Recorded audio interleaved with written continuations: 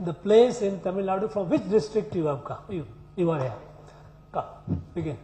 Hi sir, my name is Kadapa Saravana. So my native place is Karaikuri. So my education background is I have a degree in civil engineering and a master's degree in civil engineering as well. Thank you. Hi sir, my name is Bala. I am from Chennai, BE background. Hi sir, good morning. My name is Manoharan. I am from Tindikal district and I graduated from Masters in Criminology. My name is Prabhu. I completed BSc Information Technology. I come from Salem. Hi sir, good morning. My name is Vishnu. I am from Vilupuram. I have a background in engineering. Hi sir, good morning. I am Pavitran Somasundaram from Erode, BSc Physics, my bad. Vanakkam sir, myself Muthukumar from Karur. I am BSc Mathematics graduate. Very good morning sir, myself Rajesh, I am from Trichy district and education background is MBA. Very good morning sir, Sundal Kumar from Coimbatore. I am completed my MCA. Good morning sir, myself Yugaselvi Gopinath from Chennai, MBA and Law. Very good morning sir, myself Shivashakti coming from Tirunelveli, BE Electrical and Electronics sir. Good morning sir, I am Sharmili coming from Tirunelveli. I have completed BSc Maths. Good morning sir, I am B. Neeraja from Chennai and I have completed BTech from NIT Trichy. Good morning Your Excellency, I am P. Bharati from Kadalur district. I am doing post-graduation in environmental and legal order law. Good morning sir, myself Devi Shri. I am from Jolapete and I have completed my graduation in BCom. Good morning sir, I am Speshika from Theni. I completed my electronics and communication engineering. Good morning sir, I am Varshini from Coimbatore. I completed MSc Botany. Good morning sir, I am Harini P. I am from Hosur. I have completed my BCom. Vanakkam sir, my name is Dharani. I am from Kadalur district. I have completed my MA in English literature sir. Good morning Excellency, I am Adire. I am from Chennai. I have completed my BTech Mechanical Engineering. Good morning sir, I am Adira, based in Trivandrum, and I have completed my graduation in English literature. Good morning sir, I am Kavita from Madurai. I complete my graduation in agriculture. Good morning sir, I am Jnanasundari from Tirupur. I completed BCom C. Good morning sir, my name is Jamuna. I have completed MSc Mathematics. I am from Salem. Good morning sir, my name is Ranjit R. I am from Tanjore. I completed BSc Maths. Good morning sir, my name is K.V. Abhinesh Ram. My background is advocate. I am coming from Salem. Very good morning sir, I am Lokeshwar. I am from Kadalur district. I have done my undergraduate degree in chemical engineering. Good morning sir, I am Anish Kumar. I am from Tiruvannamalai. I am finished medicine. Good morning sir, I am Elian. I am coming from Karur and done my BSc in visual communications. Very good morning sir, I am Paramaguru coming from Virudhunagar, completed my graduation in mathematics. Good morning sir, I am Mandanajayan from Kadalur. I have done my postgraduate in mathematics. So good morning sir, I am Santakumar from Pondicherry. I completed my BTech. Very good morning sir, I am Uttravudi from Kadalur, completed my graduation in EC engineering. Good morning sir, I am Ganesh Permal from Putkote. I have a bachelor's degree in aeronautical engineering. Good morning sir, my name is Ilanjaran from Tanjavur. I have graduated in Bachelor of Dental Surgery. Good morning Your Excellency, myself Jnanaselvan. I am based out of Tirupur district and I have completed Bachelor's in Business Administration. Good morning sir, I am R.K. Sharma from Kadalur. I done at BE Electrical and Electronics Engineering in Chennai. Thank you sir. Good morning sir, I am Pon Adhavan from Ranipet. I am completed BSc Geology. Good morning sir, I am Arun Pandian from Thuthukudi. I am completed BSc Physics sir. Very good morning sir, I am Yuvraj from Tiruvarur. I did my BCom. Have a great day sir. My name is Panir Selvam. I completed mathematics in Tirunelveli. Good morning, sir. I'm Aarti from Madurai. I done my graduation in BSc Mathematics. Good morning, sir. I'm Vishnu Sadakrishnan from Dharmaburi district. I completed my chemistry graduate in. Vanakkam, sir. My name is Bhumika. I am coming from Kanyakumari district. I completed BA History. A very good morning, sir. I'm Yashri from Chennai. I have completed graduation in agriculture, sir. Happy morning, Your Excellency. Myself, K. Vidya Nandini. I'm from Tanjore. I have completed master's degree in physics. Thank you, sir. Happy morning, sir. I'm Vishalakshi from Madurai. I completed my degree in English. A very good morning, Your Excellency. I'm Leelavati. I am civil engineering graduate. Good morning, sir. I'm Subhatra Devi from Nagarkoil. I'm a lawyer. Good morning, sir. I'm Deepa from Villupuram district. I completed my degree in BE Civil. Priyadashni from Pudukkottai district. Had completed electricals and electronics engineering. Thank you. Good morning, sir. I'm Subiksha Uravi from Tirunelveli. I have done my Bachelor of Arts in English Language and Literature. Great morning, sir. I'm Divyadharani from Coimbatore. I have pursued my degree in BSc Honors Agriculture, sir. Good morning, sir. I'm Soumya from Coimbatore. I have done my UG in civil engineering. Thank you, sir. Good morning, sir. Myself, Madhuvantika from Coimbatore. I have done my undergraduate in horticulture, sir. Good morning, sir. I'm Kavitarani. I have done my graduation in biotechnology and I am from Chengalpattu, sir. Thank you. Good morning, sir. Myself, Kavya, and I am from Salem, and I completed my graduation in microbiology. Vanakkam, sir. My name is Edil Maran. I'm from Chennai. I have done my BTech in ECE. Sir, morning, sir. Myself, Amrish. I pursued my BTech at SM University in the branch of Computer Science and Engineering, and I'm from Chennai, sir. Very good morning, sir. Myself, Channa Basappa. I'm from Hosur. I completed BSc Chemistry. Good morning, sir. I am Arun Selvan from Pudukkottai district. I completed my degree BE Mechatronics. Very good morning, sir. I am Uttavnath Sarat Center. I am from Chennai and I have a graduate in electronics and electrical engineering. Thank you. Vanakkam, sir. My name is Sharan. I completed my UG in BCom, sir, and currently pursuing masters in management, sir. I'm from Chennai. Good morning, sir. I am Sharath from Chennai, BA Economics graduate. Good morning, sir. I am Bala Surya from Chennai and completed in BSc Psychology. Good morning, sir. Myself, Mano Venkat. I am from Chennai and completed BTech Biotechnologies. Good morning, sir. I am Berlin from Ramanavaram district. I am completed BCom. Good morning, sir. I am Praveen Kumar Amavase from Tiruvannamalai. I completed B Aeronautical Engineering. Good morning, sir. My name is Joel. I come from Chennai. I have a background in law. Good morning, sir. I am Elango from Kanchipuram, completed in Masters in Political Science. Good morning, sir. Myself, I. Akash from Tiruvallur district and I completed Bachelor's of Engineering. Thank you, sir. Good morning, sir. I am Jay Murugan from Dindikkal. Completed my undergraduate graduation in Electronics and Communication Engineering. Good morning, sir. I am Pradap. I am studying BSc Physics. I am from Chengalpattu. Very good morning, sir. Myself, Lokeshwari from Tiruvannamalai. I done my PG in MBA HR and Marketing. Now I am working in State Planning Commission, Planning Coordination Division. Happy morning, sir. I am Mayama from Chennai. I completed my BSc Advanced Zoology and Biotechnology, sir. Thank you. Hello, sir. I'm Preeti Kumaran from Chennai. I did my undergraduate in Business Administration. I'm doing LLB in Law.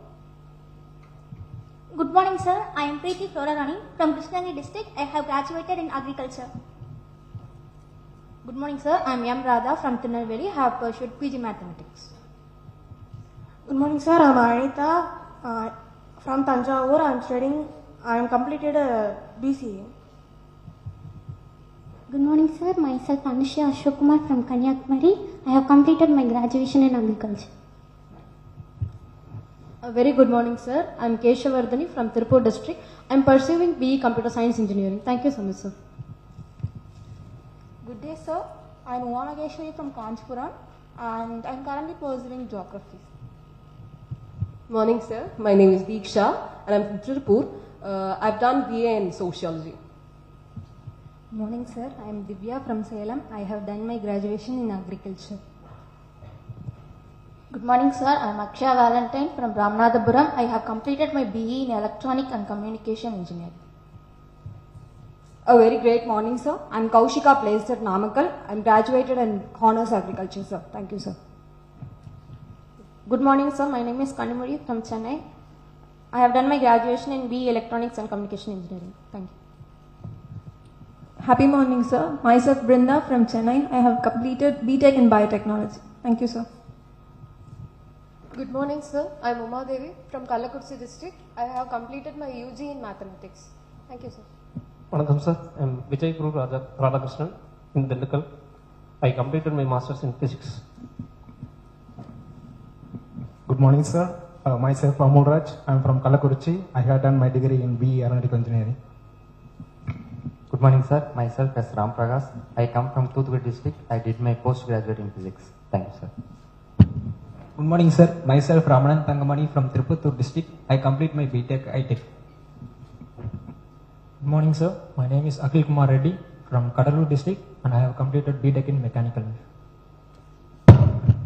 Good morning, sir. My name is Guru Prakash. I am from Sivanga. I completed law graduation. Hi, sir. My name is Janaki Raman from Chennai. I have completed my graduation in Bachelor of Computer Applications. Thank you. Good morning, sir. I am Veera Prakash from Madurai. I have completed my degree in BEC. Good morning, sir. Myself Rahul from Erode. Done my graduation in English literature. Good morning, sir. I am Kaviyarasan from Tirupattur district. I am graduate in BSc. Good morning, sir. I am Yuvraj from Tanjavur and completed BCA. Very good morning, sir. I am Sanjay Prabhu. I am from Dindukal. I had done my graduation, Bachelor of English Literature and Bachelor of Education. Thank you, sir. Good morning, sir. I am Karthik Raja from Erode. I done my graduation in Electrical and Electronic Engineering. Good morning, sir. My name is Rahul. I am coming from Coimbatore. I have pursued BE Mechanical Engineering. Thank you, sir. Good morning, sir. I am Poovarsan from Krishnagiri. I completed BSc Chemistry. Good morning, sir. I am Vignesh from Krishnagiri district. I have done my masters in political science from GRA University, Dindukal, sir. Thank you. Good morning, sir. I am Prakash from Chennai. I have completed my graduation in BSc Maths. Thank you. Good morning, sir. I am Jayabalaji from Ariyalur. I am B Pharmacy graduate. Good morning, sir. I am Tilotama from Chennai, completed BSc Mathematics. Good morning, sir. I am Saranya from Karur. I did my graduation in law. Good morning, sir. I am Arundhati from Karur. I have completed my graduation in BSc Horns Agriculture. Good morning, sir. I am Stalita from Chengalpet district. I have done my UG in English Literature. Good morning, sir. I am Renika Devi. I am from Kanchipuram. I completed BSc Physics, sir. Good morning, sir. I am Priyadarshini from Chennai. I completed my graduation in BCom. Good morning, sir. I am Srinivashini from Tirupattur district. Completed my masters in human resource management. Vanakkam, sir. I am Madhubala coming from Ramanathapuram district. I completed my BSc Maths. Good morning, Your Excellency. I am Sherlyn. I am an architect. I am coming from Tirunelveli. Good morning, sir. My name is Shivashruti from Chennai. I am doing my MBBS. Good morning, sir. Myself R. Pooja Lakshmi from Dindukal district. I am completed in BSc Geography. Thank you. Good morning, sir. I am Soumya Devi from Kanchipuram district. I did my graduation in Electronics and Communication Engineering.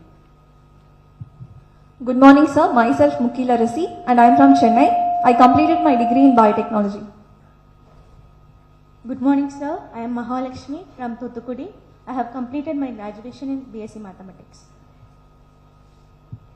Good morning, sir. I am Shweta. I am currently pursuing Bachelor's of Commerce. Good morning, sir. I am Jovita Shivakumar from Chennai. I am currently pursuing Bachelor's in Commerce. A very pleasant morning, sir. This is Mahalakshmi from Chennai, and I'm currently doing my undergraduate course in computer science. Good morning, sir. My name is Deepak Kumar. I belong to Ranipet district. I have qualified with an undergraduate degree in civil engineering. Kale Vanakkam, sir. I am Abhishek from Trivallur district. I did my undergraduation in computer science and engineering. Very good morning, sir. I am Dhanush Kumar from Vellore district and I completed BSc Cardiac Technology. Thank you, sir. Good morning, sir. Myself Harish. I am from Chennai. Completed my graduation, BSc degree. A very good morning, sir. This is Puvarasan from R.N.Ravi Tirunnamalai district. I have done my postgraduate in chemistry, sir. I am Varun Selvakumar from Karur district, sir, and I am a graduate of computer application. Happy morning, sir. I'm Kevin. I'm from Chennai. I completed BSc Maths, sir. Vanakkam, sir. Vignesh from Tiruvallur district. I am completed BE in mechanical engineering. Good morning, sir. I am Gunamugil from Arakonam. I am undergraduate in electronics and communication engineering. Good morning, sir. This is Sabrish here from Chennai. I have completed my undergraduation in BE mechanical engineering. Thank you. Good morning, sir. I am David Abi and I am from Chennai. I completed mechanical engineering. Happy morning, sir. I am Mr. Kamalraj from Tirukavillur, Kalakuchi district. I graduated in BE mechanical engineering. Good morning, sir. I am Jalil from Tirunelveli. I am currently doing my undergraduation in BA Sociology. I hope you have a pleasant morning with us, sir. I am Maniprakash Shaktivel from Dharmaburi and I am done my graduation in BE Civil Engineering. Good morning, sir. I am Shiva from Kannur district. I graduated in agriculture. Good morning, Your Excellency. My name is Rahul Kishore. I have done my mechanical engineering undergraduate in Coimbatore. Namaste, sir. I am Shakti Anand from Salem. I have completed BA Political Science. Good morning, sir. I am M. Megha Mallaya from Parani. Completed MA in English Literature, sir. Thank you. Hi, sir. I am Parkavi from Perambalur. I have done my graduation in agriculture. Thank you, sir. Good morning, sir. I am Dharani Kumar from Kadalur district. I have completed BSc in mathematics. Thank you. Very pleasant morning, sir. Myself Premlata from Neyveli and I have pursued BSc Agriculture. Thank you, sir. Good morning, sir. I am Komati from Trivallur district, completed BE Civil Engineering. Good morning, sir. I am Vahini. I am from Salem. I done my graduation in BA English Literature, sir. Thank you. A very good morning, sir. Myself Saubhagya Selvakumar from Chennai. I completed my undergraduate in BE Computer Science Engineering. Good morning, sir. I am Joyce from Tirupur district. I have completed my bachelor's in English literature. Nice to meet you, sir. Thank you. A pleasant morning, sir. This is Nishanti from Chennai. I am currently pursuing my BA degree in economics. Good morning, sir. I am Pratiksha from Chennai district and I am a BCom graduate, sir. Good morning, sir. I am Devaki from Chennai. I completed postgraduate in economics. Morning, sir. Myself Priyadarshini N and I am from Coimbatore. I am an electrical and electronics engineering graduate. Thank you, sir. Very good morning, sir. This is Gayatri from Tiruchi district. I have done my master's in history. Thank you, sir. Good morning, sir. I am Sangavi from Vedaranyam in Nagapattinam district and I completed BSc Honours in Agriculture. Thank you, sir. Very good morning, sir. My name is Niranjana from Chennai. Graduated as a BE Electrical and Electronic Engineering. Thank you for this interactive day, sir. Good morning, sir. I am Padma Srivatsa, dentist from Chennai. Thank you. Good morning, sir. Myself Pavitra Arivalagan from Tirupur, engineering background. Good morning, sir. Myself Tashwin from Tiruvallur district. I have done BCom. Good morning, sir. Myself Ram from Chennai, BCom graduate. Very good morning, sir. I am Yasser Ali from Pondicherry. I completed my graduation in BCom. Good morning, sir. My name is Danny Franklin Lawrence from Kadalur district. I completed BSc Physics. Thank you, sir. A very good morning, sir. I am Gautam from Erode. I completed my undergraduate in electronics and communication engineering. Thank you, sir. Good morning, sir. I am Adarsh from Chennai. I have UG in chemistry. Thank you, sir. Happy morning, sir. Myself S. Pradeep Rajan. I am coming from Chennai and I have completed my engineering and material science and engineering. Good morning, sir. Myself R.N.Ravi Krishnamurthy from Dindukal. I completed Masters in Development Administration. Good morning, sir. I am Abhishek HT from Chennai. I completed my BE in Mechanical Engineering. Good morning, sir. Myself Kaviraj J from Salem. I completed my BSc Geography. Hi, sir. I am Pradeep from Pudukkottai. I have done my master's degree in mathematics too. Good morning, sir. I am Raj Mohammed from Pudukkottai. I done my graduation in MSc Mathematics. Thank you, sir. Very pleasant morning, sir. My name is Praveen Kumar, sir. I am coming from Kalakurchi and I am undergraduate in agriculture engineering. Thank you, sir. Have a nice day. Happy morning, Your Excellency. This is Muthu Ganesh. I am from Kumbakonam. I am currently pursuing in production engineering, graduation in production. Good morning, sir. I am Dhanush from Trichy. I done my graduation in history. Good morning, sir. I am Kameshwaran. I am from Theni. Currently doing my BA in economics from Osmania University. Thank you. Happy good morning, sir. My name is Prabhakaran. I am from Madurai. I completed BA English Literature. Then I completed BA teacher training. Thank you, sir. Vanakkam, sir. My name is K. Ashok Kumar from Kalakurchi. Study from BSc Mathematics.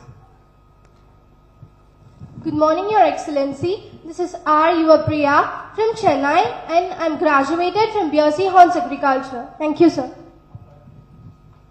Good morning, sir. I am Sandhya from Chennai, BCom graduated.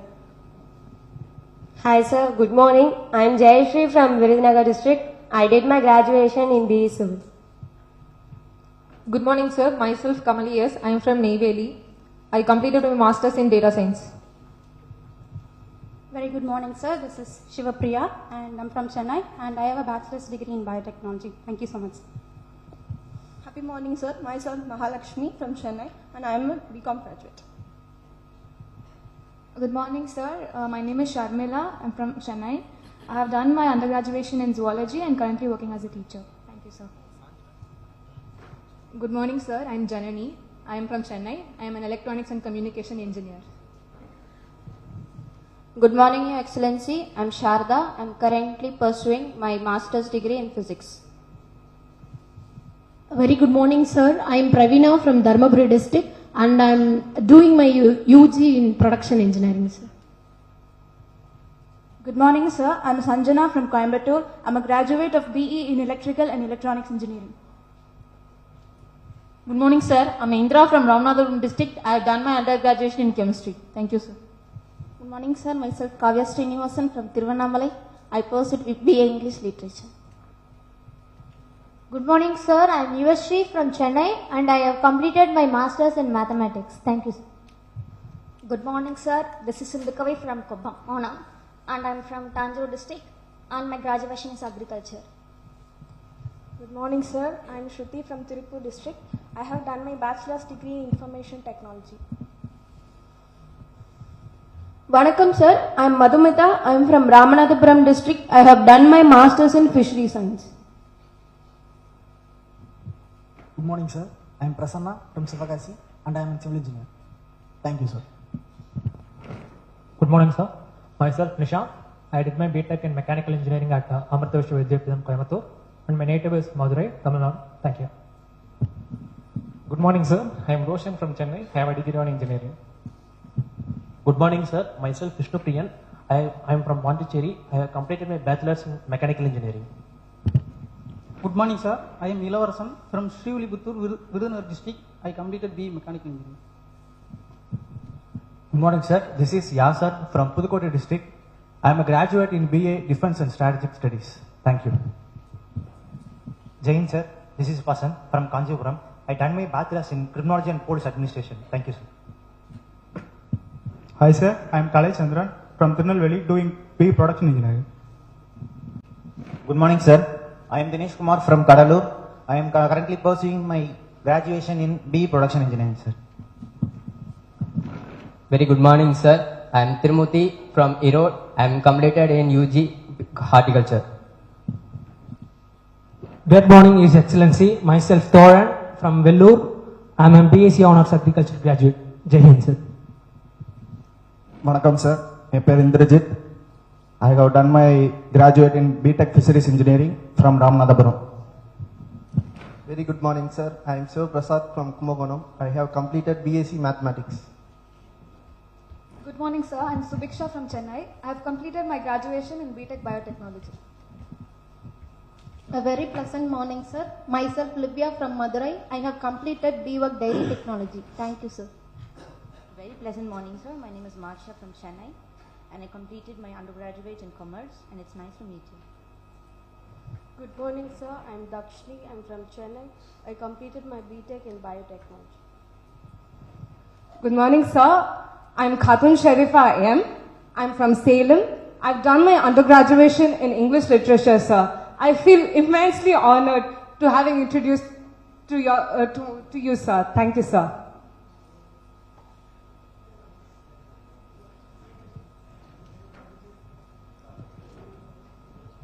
Good morning, sir.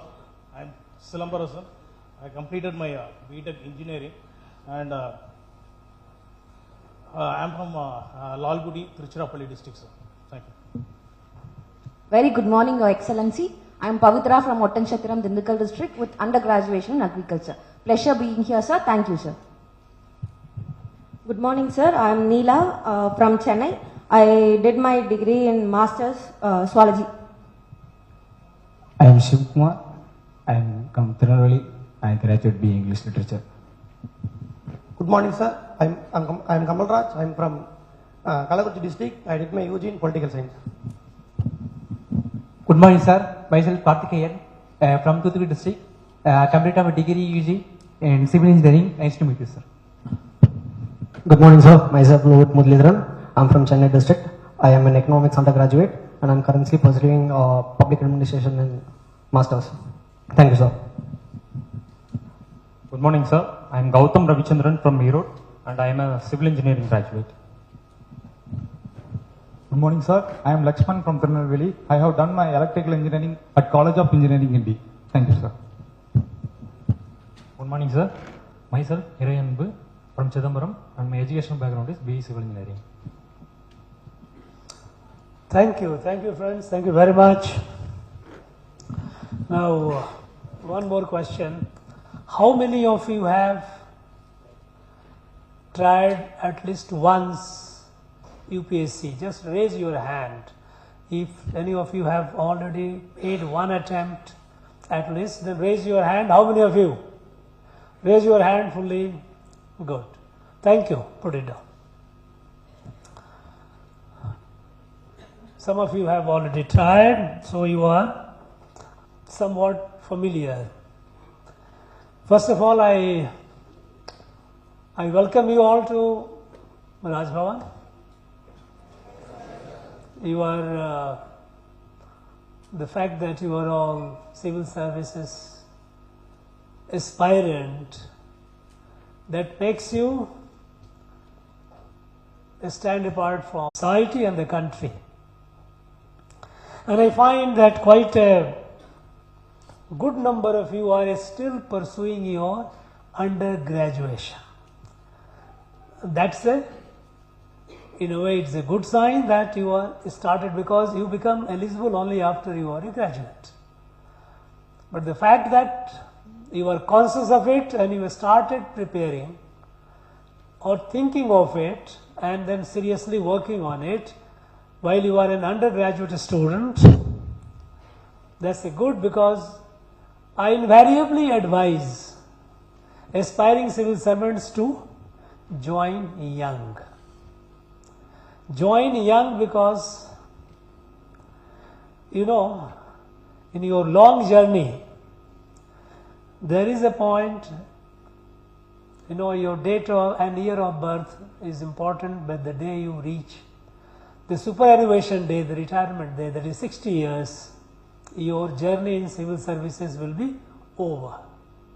So if you join late, I am not discouraging those who are already, let us say, they are in the later part. That's okay. But those of you who are young, and many of you, I can see most of you are, try try to make it, crack it when you have longer years to go.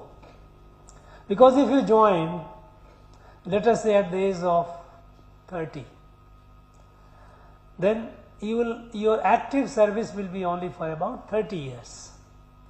And when you have a 30 years of active service, it is unlikely that you reach the top. And when you are joining civil service, your legitimate aspiration should be to reach the top. Reach the top in your respective services. If aspiring for IAS, Secretary to Government of India. Secretary to Government of India or the Chief Secretary in the state, that is the apex, the top in a civil service. When you are getting into IPS, then to reach in a state services, to reach the level of DCP, or in the union, head of the central police organizations, whether Director CBI, Director IB, BSF, CRPF, ITBP, SSB. There are so many, CIS, there are not many organizations. In any other services, let us say allied services, again to reach the level where you reach the apex. So, those of you who are undergraduate, still you are preparing, start working on it. Preferably you try to make it earlier, because the language, you need about 33 to 34 years of your service to reach the top. A miracle happened, but it doesn't happen often, in some stray case, but invariably it will be difficult to reach the top unless you have about 33-year plus service. Only then you can have a legitimate expectation to reach the top. So, it is a wonderful thought that you have, because these services, I think, I don't see any other area or any other career that would give you that degree of satisfaction in your life. Unless you wish to be an entrepreneur, you want to start in the business, that's a different one. That's a different, because nowadays you have multiple opportunities, and you can excel in life in any field, wherever you are. But if you are not going into any of the professional organizations, like let us say if you are doing a business, running a business, or you joining into other services, which are, there are lot of other services also of the UPSC, like Indian Economic Service and all this, where also you get opportunity to grow.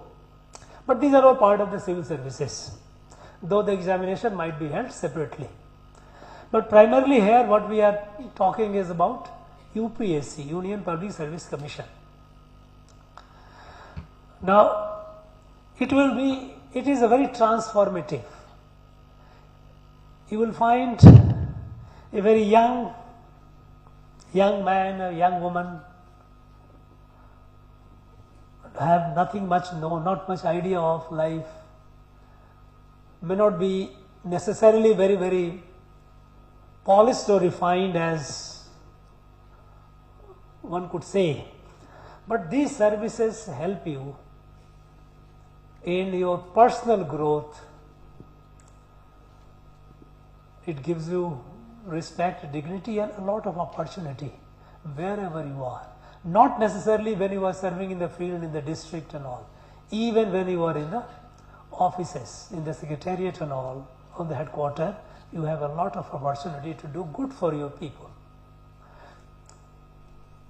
So unless you choose to, someone chooses a career of politics. Now if you choose a career of politics, I have nothing to comment on that, but that has its own ups and downs. But among the careers, this is the best.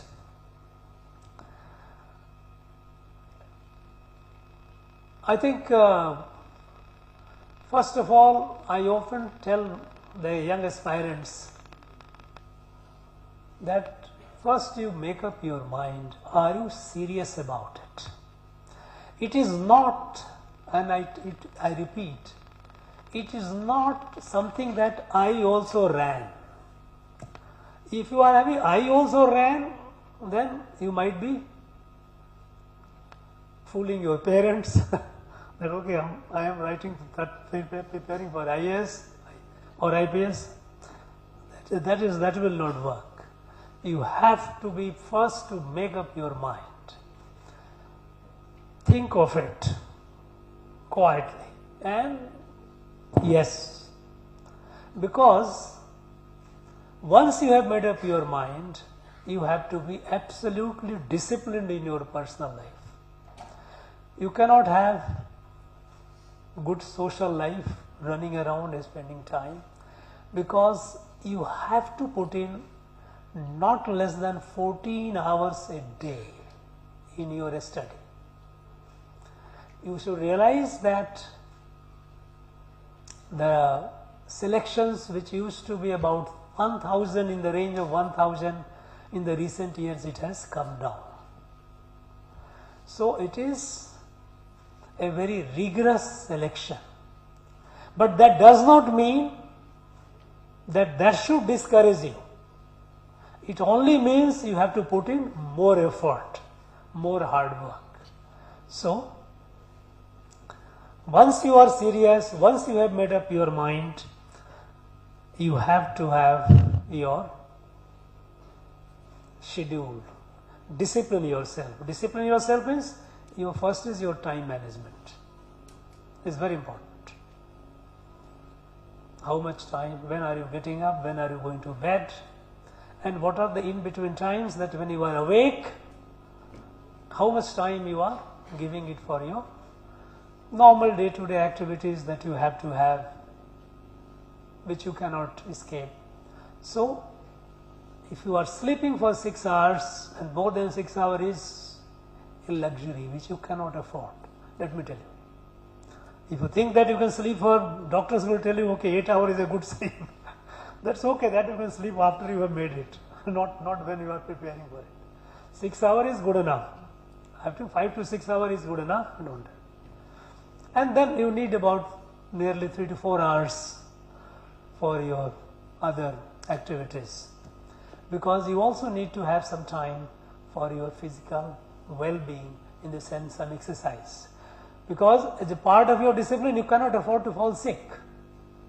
Because if you fall sick because I am very hard working, I will study, I will not, just sedentary life, sitting, reading, no, that's not good.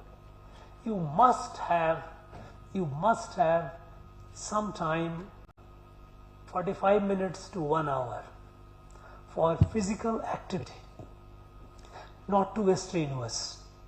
Not that you go to gym and start tiring yourself out, because if you tire yourself out, you will sit and you will half asleep. You will not be able to concentrate. So this is not a time for your bodybuilding, but at the same time, it is also not a time to spoil your health. Spoil your health by ignoring it, remaining sedentary. So keeping yourself healthy, physically fit, is a part of your self-discipline. You have to. So about 4.5 hours for that in a total. And then, so your time management,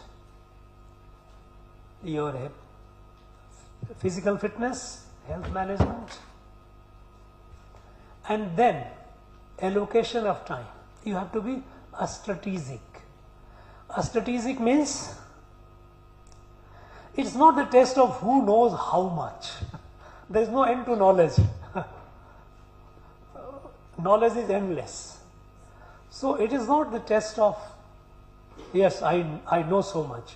Fine, good enough. But this is not. You have to be strategic in the sense that you should know what you are required to know. I hope you have taken down it is all available on the net, syllabus, subjects and syllabus. So you have an idea.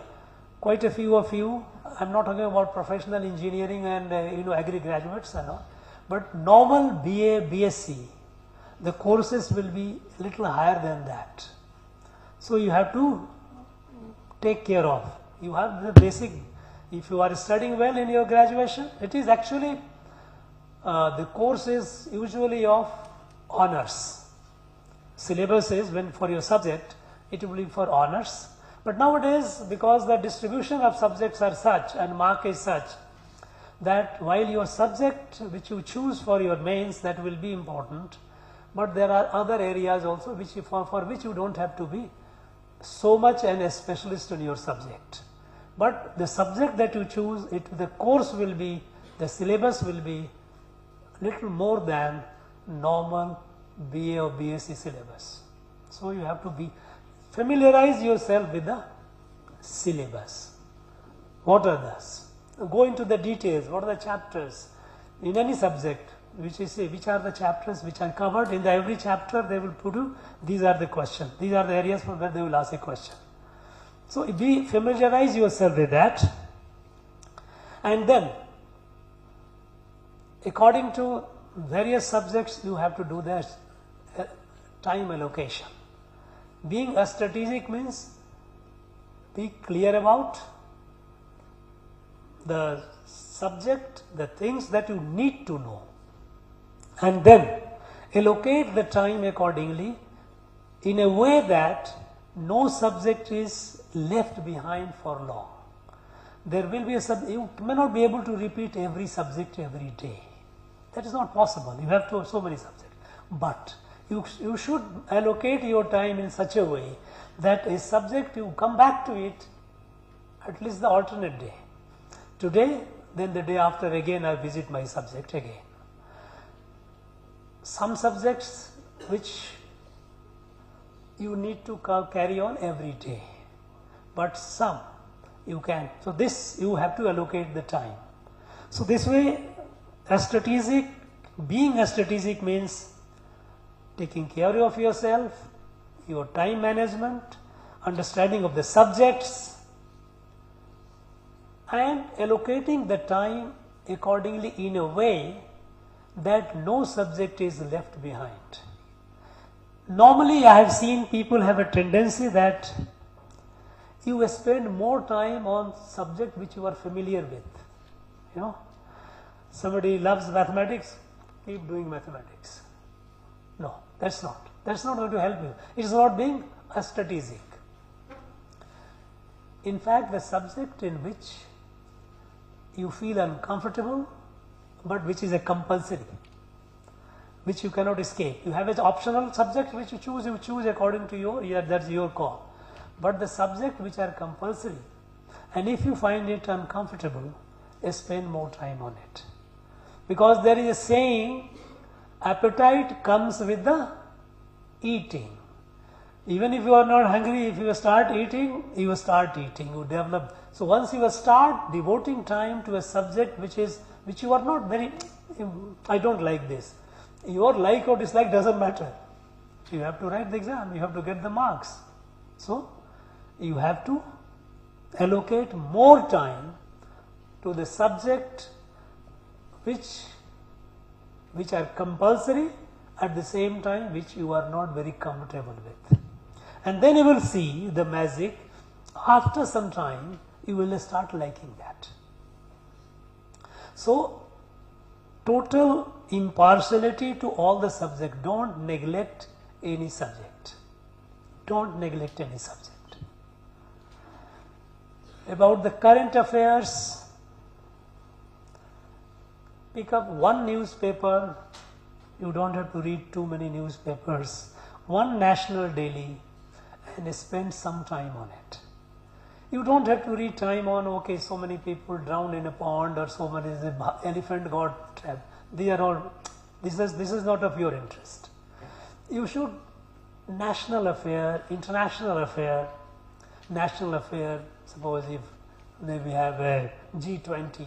Now G20 related, there are some event coming up, something, you go through that. Something about national education policy, if some news is there, some article are there, essentially op-eds and all. Read that.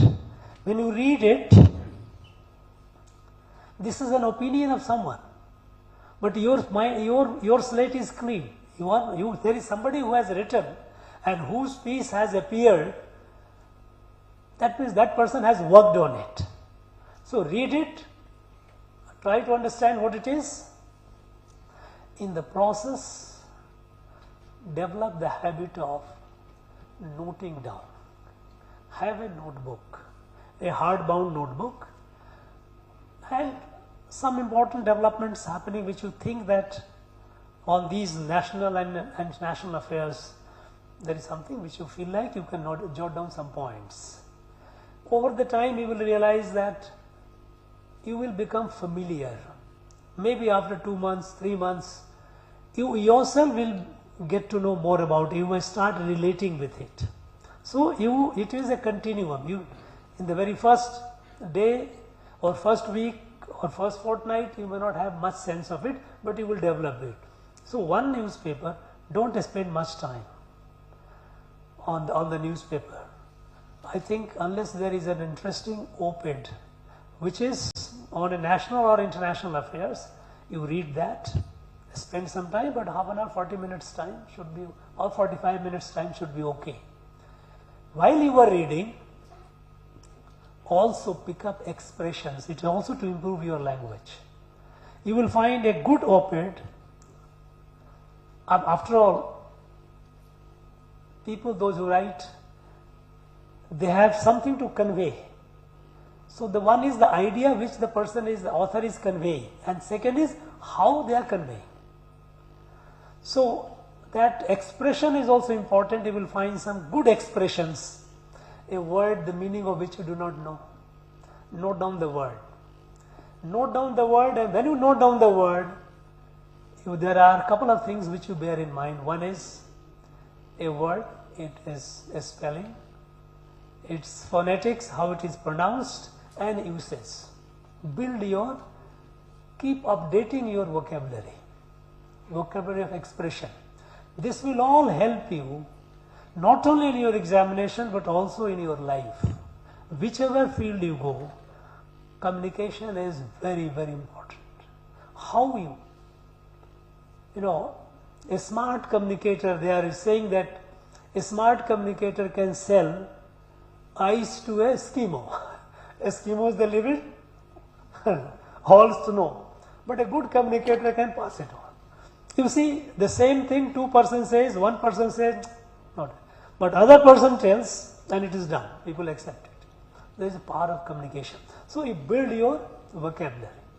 It is in the process of preparing yourself for civil services, it will also, you will find, if you move it strategically,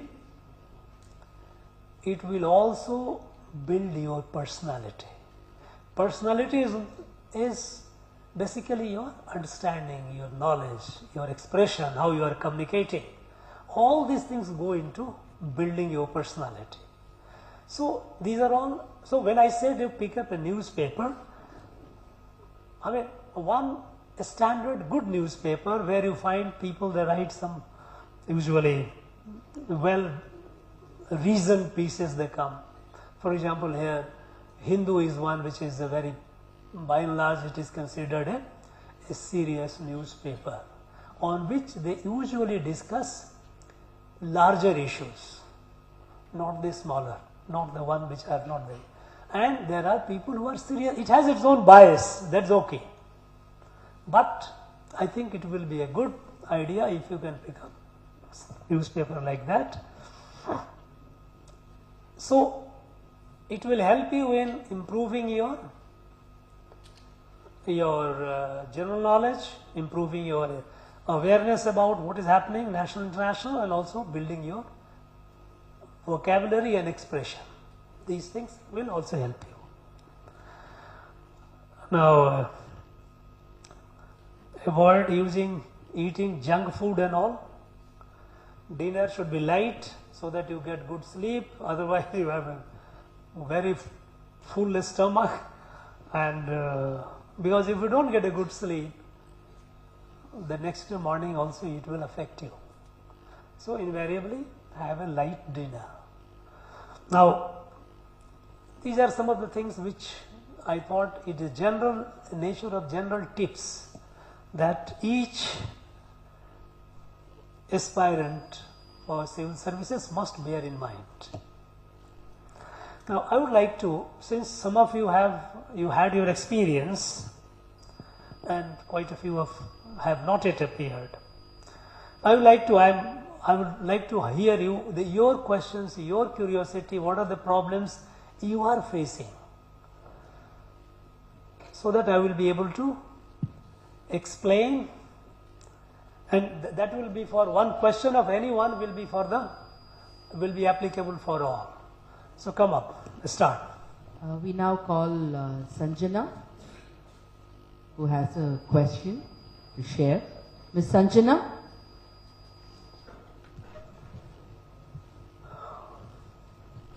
Good morning, sir. In India, the policy of appeasement has perpetuated fissures to an extent of fault. So, do you think that short-term political gains have created problem in India? Look, this is for general personality growth and understanding. Please sit down. Thank you, sir. That the policy of appeasement, is it good for the country or the society? Is a generic question,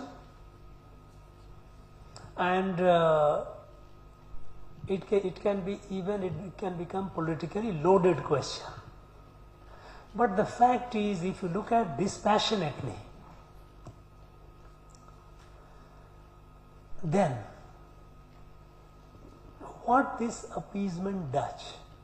Appeasement means what? What is appeasement? Appeasement means it is you are trying to placate or please a constituency. Constituency is not like a local parliament constituency. Constituency means a set of people, an interest group, by yielding to their demand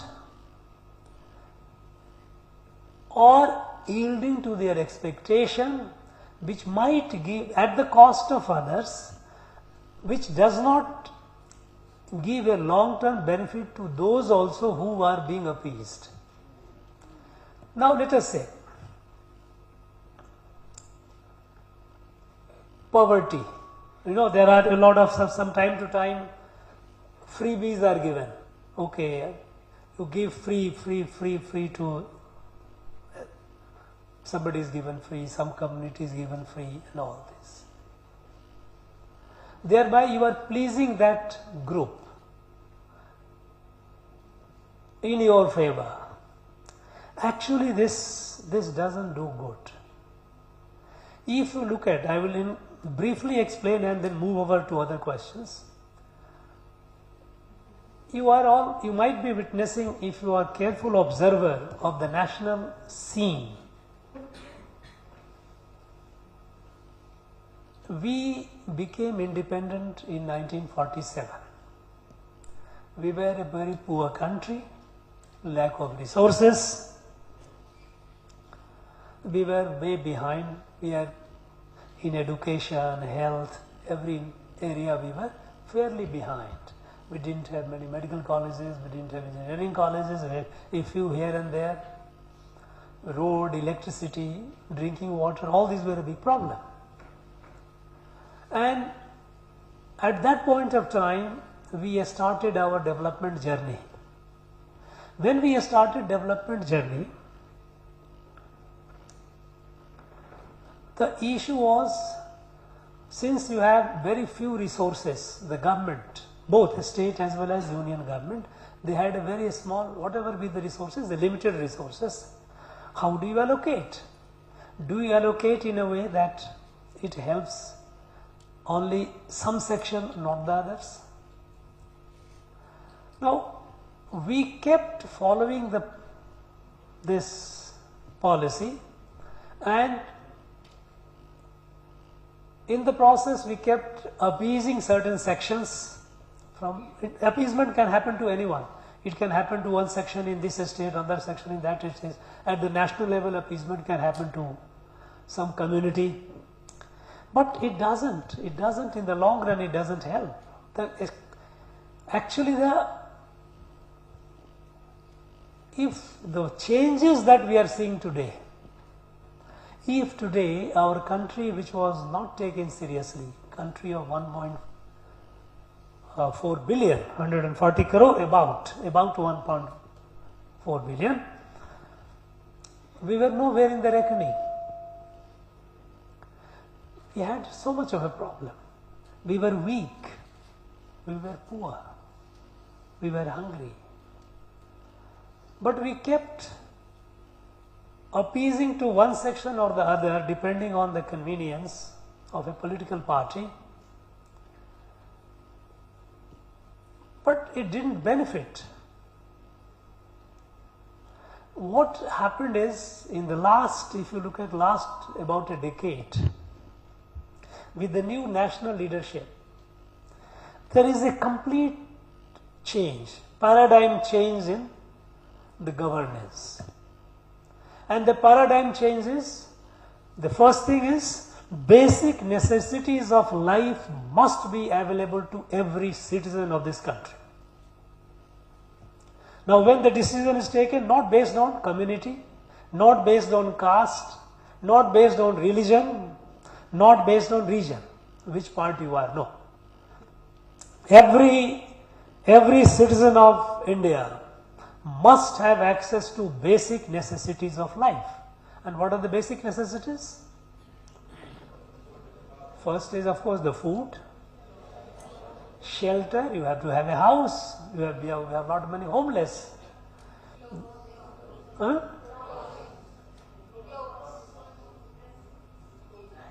Clothing, yes, clothing. Education, health, drinking water, sanitation. Because all these things are very, very essential. Now,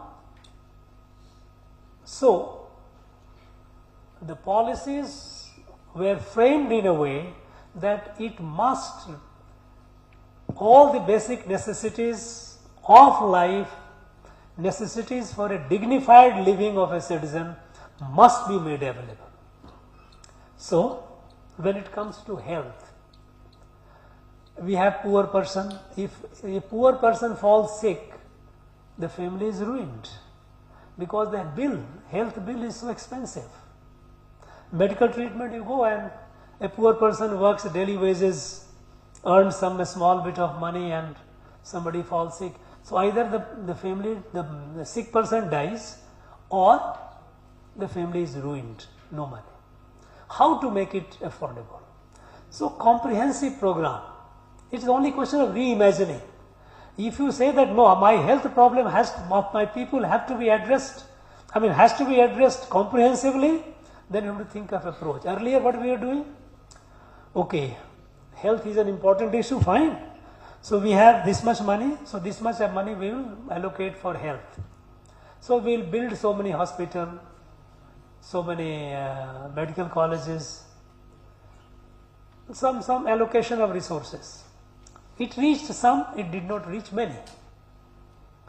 Now, what is the present scenario? Yes, health every citizen must have access to health. So, multi-pronged initiative was taken. First of all, Ayushman Bharat. Every poor person, defined by the criteria, how much is your income, is covered. Must have access to medical facilities. So 5 lakhs insurance is given to every family falling within that range. You know how many people are today? 22 crore. 220 million people are covered under Ayushman Bharat.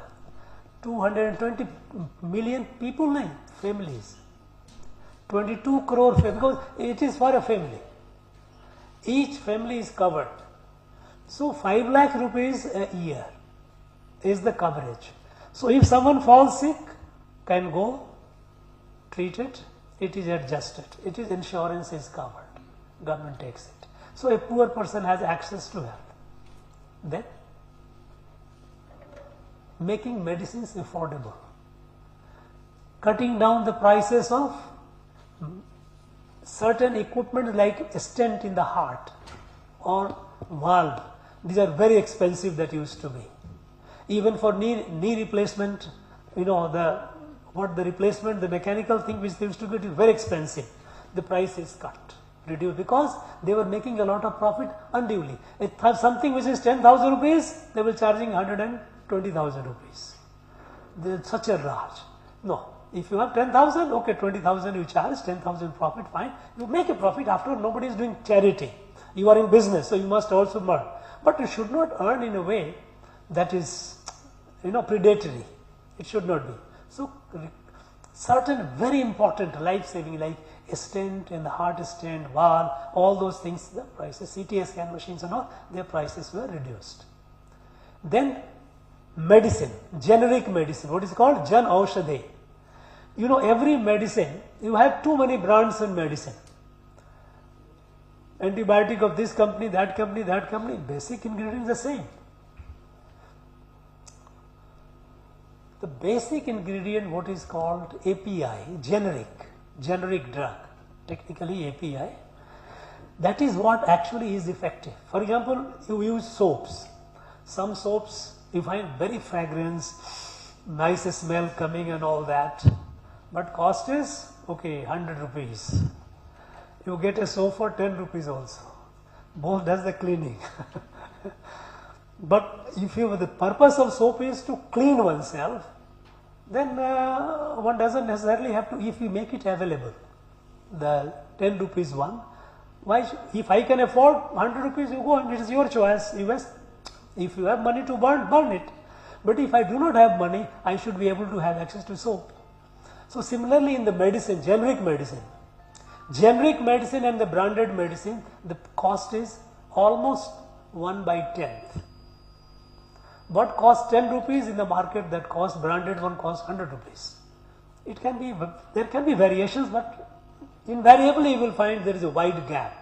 So making generic medicines available in the country. And you know how many Jan Aushadhi Kendra we have in the country today? We have reached about 10,000. 10,000 centers where you get the generic medicines in the country. Doctors are being encouraged to prescribe those medicines. You have an option, many times they will say, okay, this, you have a generic this, you have this. Choice is yours, you like to spend money more, but generic is this also. So making medicine easily accessible to poor people. Then sanitation. Sanitation has a direct bearing on health. Giving toilet, cooking gas. If you could, this lady, the house lady has to cook burning coal, wood. It causes health hazard. Lungs, eyes get affected.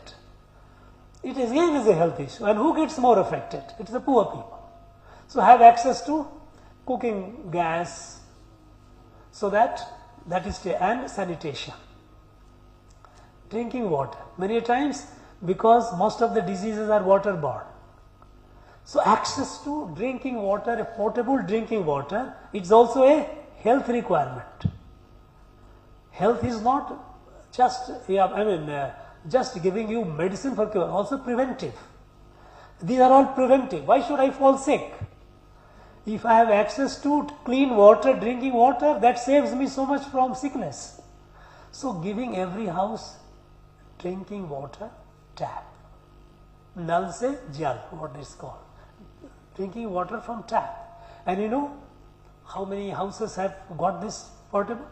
90 million, 9 crore houses have been given access to drinking water. Rich people, most of people living in cities, not in slums, but all these people, when they have urban areas, they have water supply and all do it. But what about other? Rural areas, everywhere is not very clean drinking water. So almost 9 crore people got it. Now approach in a way that covers everyone, no appeasement. Even when, let us say, Earlier we were doing this community give this much, this community. I think it doesn't help. Appeasement, it doesn't take, it is not good for the constituency, the people, those who are target of appeasement, it doesn't help them over long. Suppose if a child insists on chocolate, you give him chocolate, it's okay, but it doesn't necessarily is at the cost of someone. It is not necessarily it is good for.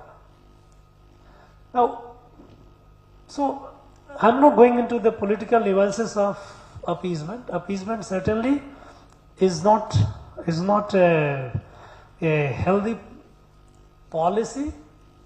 It doesn't help anyone, and that is why many a times it is only a short term gain for whom? Only for the people, those who are, let us say, a political party. Come election, you will find starts freebie. But freebie, whoever give free electricity, okay, farmers will have free electricity. There are many states who are competing now. I will give my farmers free electricity. You are trying to appease farmers, but what happens in the process? Take the case of Punjab.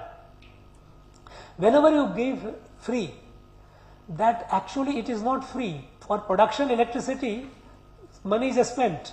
It doesn't come free. The machinery, the people, the plant, all those cost money.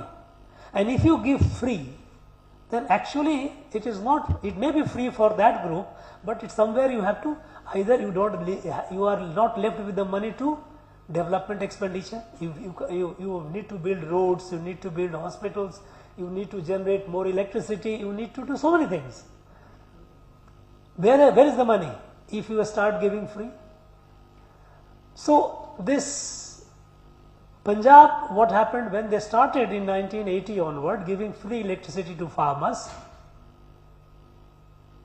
initially there was increase in productivity, but within 20 years, at that time Punjab agriculture was almost thrice the national average. That was the productivity of Punjab. Today it is less than the national average, because there is so much over exploitation. Because if it is free, I don't bother. No? If it is free, why should I bother? It is free. So exhausting the groundwater going down, soil over exploitation, 3 crops, 4 crops you started taking a year, it became banned. Today they are paying the price of that. But still some government will try to do appeasement. It doesn't help. It ends up doing more harm. Certainly it's not a, appeasement as such is not a good policy, it is a harmful policy. It is not good for the nation, it is not good for the people, it's not good for the society. Yes. We call upon Adirai, who has a question. Adirai.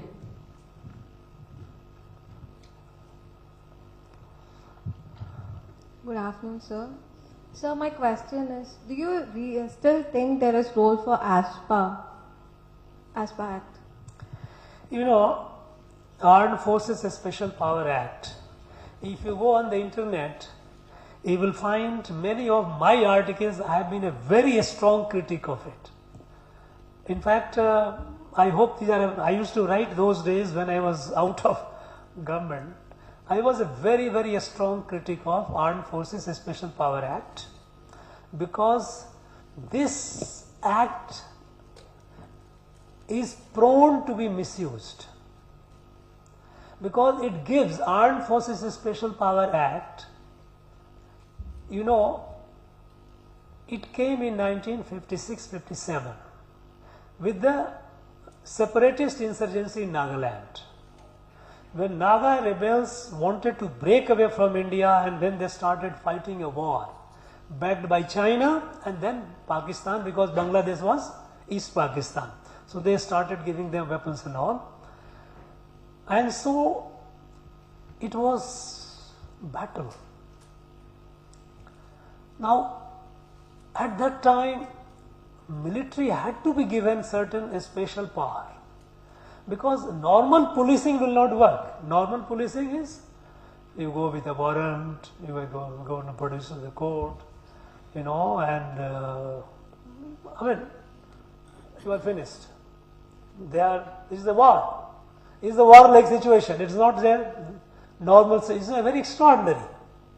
So this came. But this becoming a norm, because it came in 1956-57 and it carries on even today. Now extraordinary situation should not be allowed to become ordinary. This provision where a military officer, even a non-commissioned officer, even a havaldar can shoot to kill. Normally rule is minimum force. Here it says, if in his opinion there is no other way to check him, the can shoot to kill. So this is a very extraordinary power. Very, very, it is a battle theatre. Now it cannot be made law. So I was a strong critic of that it should not be allowed to continue for long. The fact is, constitutional validity has been upheld by the Supreme Court. Supreme Court has said yes, it is a law, valid law, because I was against its misuse. There were cases where it was misused, because we are all human beings. A military gets information through some informant comes and say, in that house there are some terrorists, and they go and storm the house, you find some innocent people. That person has given information out of some other interest, but innocent people. So it had to be used very sparingly. It cannot be. As a result, today most of the areas have been freed from arms power. There was a time when the entire Northeast we had Armed Forces Special Power Act. All the 7 states we had. Today, most of the states are free. Assam free, Tripura free, Meghalaya free, Mizoram free.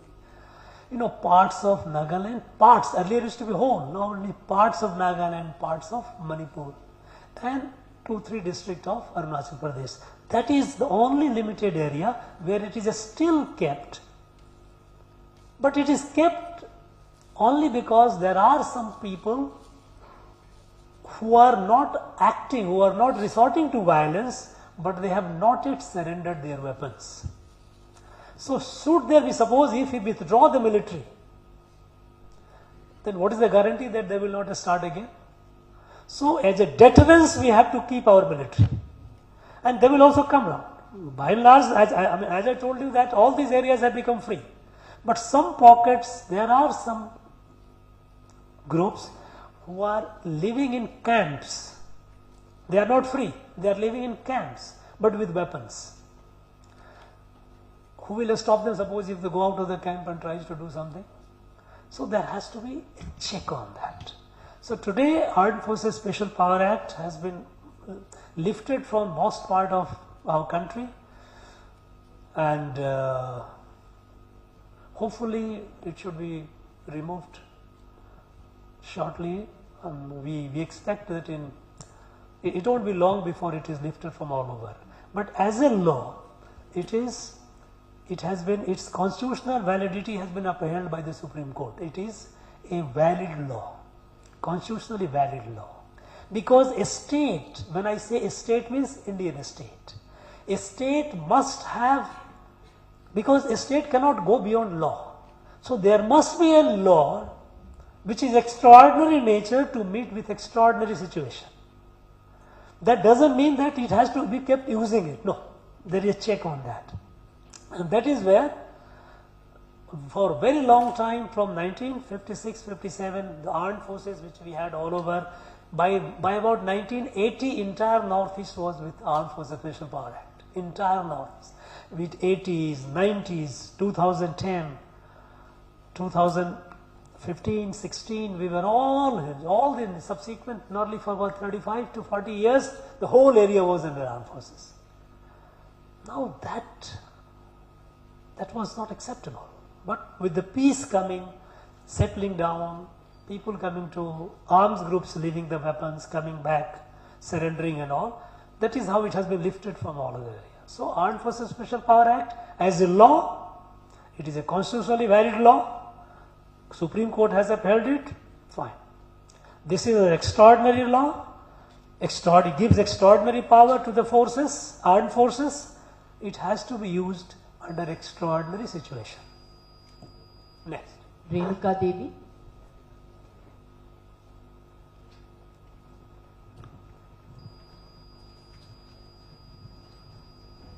Good morning, sir. Radicalization had slowly been entrenching the southern state. How do you see this trend, sir? Especially events like Coimbatore and Bangalore, sir. You know,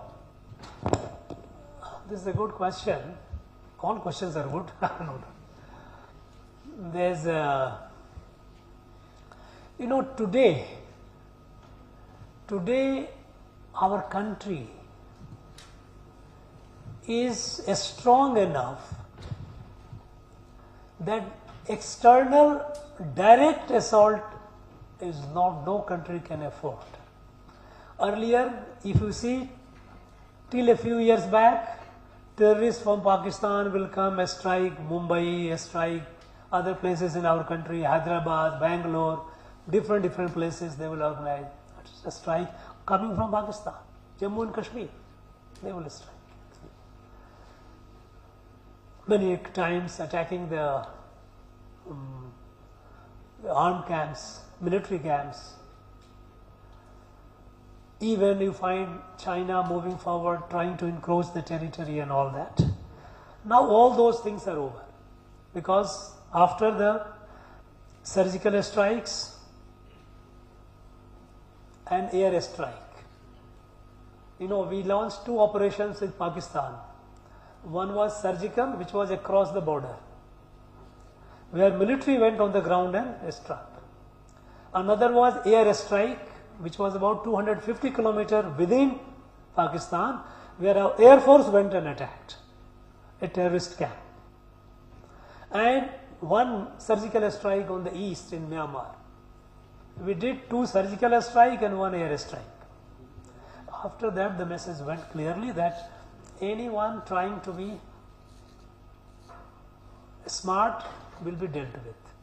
Even China, earlier, they used to move, encroach our territory, and we only used to send a protest letter. Protest letter, diplomatic protest letter is called Damarsh.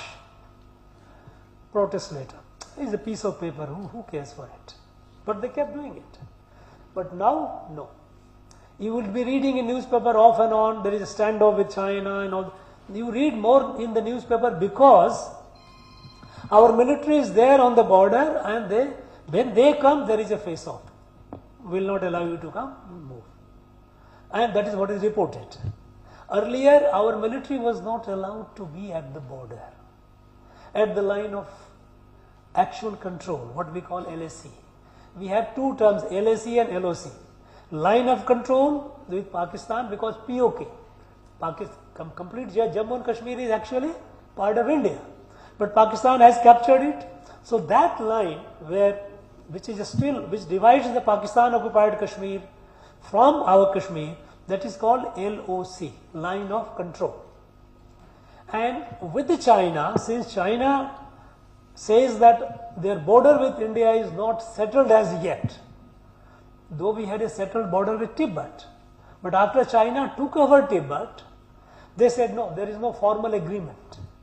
In the ancient days, how the borders used to be defined, especially in the mountain areas, not by geographic, cartographic mapping. There was nothing like that. Okay, this is the mountain range, this range, beyond that you are, this and ours. This is the pass, this pass is with us or with you. If you cross the pass, you pay the tax. That is how borders were defined. Rivers, that part of the river is yours, this part is ours. Or maybe the mid course of the river is the boundary. That is how it used to be. So we had conventionally settled border with Tibet, but China, after taking over, they said no, we must have a proper agreement. And they started acting in a way. So we call it LAC, line of actual control. So earlier times, they on the line of actual control, they will transgress, they will say no, we are here but our area is up to that. You might be reading in the newspaper, Arunachal Pradesh, new names coming up. No, they have their maps. They also define their map. They say, okay, Arunachal Pradesh is their area. They keep. These are all pinpricks. They try to say that no, we have a claim. Till 2016, 15, 16, even in fact earlier also they had melted down. Even Sikkim they were not considering as a part of India. You know, Sikkim is not. Now that they accepted finally. But so because they say that we are far inside and Indians are occupying it, we say that no, this is ours, this is not yours. So we have LAC, like for example Ladakh, northern Ladakh, Aksai Chin. Aksai Chin is in 1962 war, before that they had captured that area. We were not aware of what was happening in that area. So they captured a large part, almost about 30,000 square kilometers. So we call that as LAC, line of actual control. We don't call it international border. International border only when both the countries they mutually agree that yes, this is our border. So earlier times they used to move forward. We had kept our troops behind because after 1962 war, in 1962 war India was humiliated. We had suffered defeat. And that was not because of anything else, but because of our poor policy. We did not equip our military. We all believed that Santi, peace, if we keep talking about peace, peace will come. In the world, peace, if you want to live in peace, you have to be strong. If you are strong, you are peaceful. Nobody will disturb you. If you are weak, you will never have peace. That is the law of the world, what to do. So earlier we thought that we are talking about peace, non-aligned, we are not with USSR, not with USA, nobody will disturb us. But it happened, China came, captured. After that we got so defensive that we pulled our troops behind, way behind the points up to which they had come, fearing that if our troops go closer to that, there may be confrontation, and that confrontation may escalate into a war. So out of that fear, we didn't even allow our troops to go. As a result, they kept moving forward. Our troops would go once in a while for patrol, as far as possible, and then come back. Because our troops were given instruction, you go and do the patrol. But there should not be confrontation. Now military wants a clear direction. You cannot say, okay, you go and patrol, this is your area, but don't fight. Okay. Because they thought that if we go, and if there is a confrontation, I will have to answer to my higher command. The higher command general would say, political executive might ask me, why did you go? Why did you do it? Okay, avoid it. On the ground, we were defensive. Today, we have made very clear, we will be up to the LAC. We are building roads. We even didn't build roads. Thinking that if we build a road closer to LAC, that will be taken as a provocative act by China. And that is what China used to say. How you are building roads? Do you want to escalate your military? No, we will not build it. No. We are now extensively building roads. You know how many tunnels have been built, even in, you have Atal tunnel which is in Rohtang, which is Himachal to Ladakh. Other tunnel which is Jojila from Srinagar to Ladakh is under construction, going to be complete. One tunnel in Rohtang, there's where in Tawang, where in this Arunachal, and so that we have around the year. We have built a large number of advanced landing ground, ALG, where your helicopters, military helicopters can run. So building them first. So as a result, what happens is, very often there will be a face-off, a standoff, and that is what is reported in the newspaper. It is because we have ceased to take them, allow them to do what they were doing. That's what it is.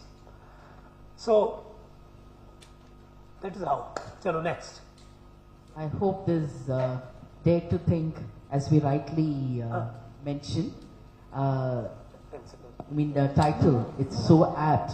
So only when you dare, you can think forward and you can go ahead forward. If you don't dare, you just can't even think. As the Honorable Governor mentioned, we must dare, we must stand, we must voice our opinion. Only then we can show them that, yes, I am also equally powerful. And that should come from within. And these sessions are being organized for you so that like you just don't stand there thinking. You dare, you think, you question, you get an answer, because as I mentioned earlier, before the arrival of the Honorable Governor, you are here to protect not only the country but also the dignity of the civilians. They look up to you. Yes, there is a savior over here standing right in front of me. They will take care of me. So your one such signature is enough to transform the life. And the session continues, and now we have Sherlyn, who will pose her next question.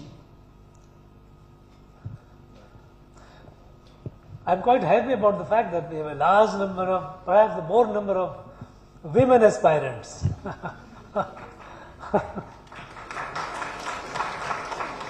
And the good that young men are also clapping. Yes, come. Greetings, Your Excellency. My question to you is, you've become the governor of Tamil Nadu for about a year. So would you like to share the state's, about your experience with the state's people and its culture? It's 1.5 years. It's not one. Maybe a little more, because I joined here in the middle of September. So almost 1.5 year plus. This was the first time I came to, I was most of my career, you might be knowing that I am from Kerala cadre. I served in Kerala in various capacities as an IPS officer in subdivision, in district, in range, in that quarter. But beyond, after that when I left, I had to stint with center, because as an all India service officer, you have an advantage. You serve in the state, you serve in the union. So I went to the union government, I served in CBI, then in IB, but I remained all outside. I remained only in areas which were not very peaceful. Jammu and Kashmir, Northeast, Maoist. So for the first time I came to an area which is very peaceful, where people are very cultured, very happy.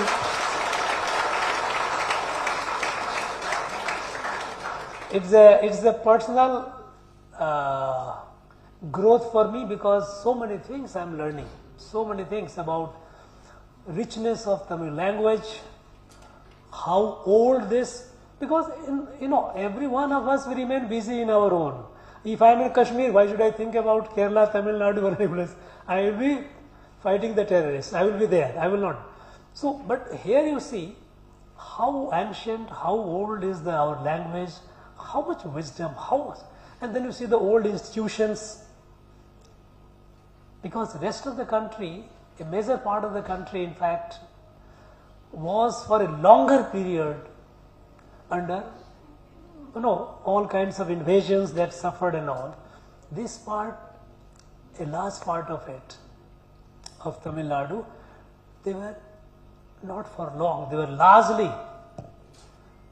largely protected, saved. So you have a continuing culture of several thousand years. A lot to learn. So I am really enjoying and very happy. People are hospitable, very loving. A great experience.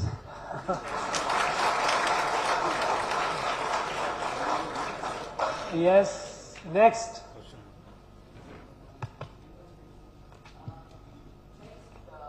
Ms. Bharati, she has a question. And Ms. Bharati rendered her voice for the Bharatiyar song as well today. Good morning, sir. I aspire to become an Indian Foreign Service officer. So I'm asking a question related to our foreign policy related.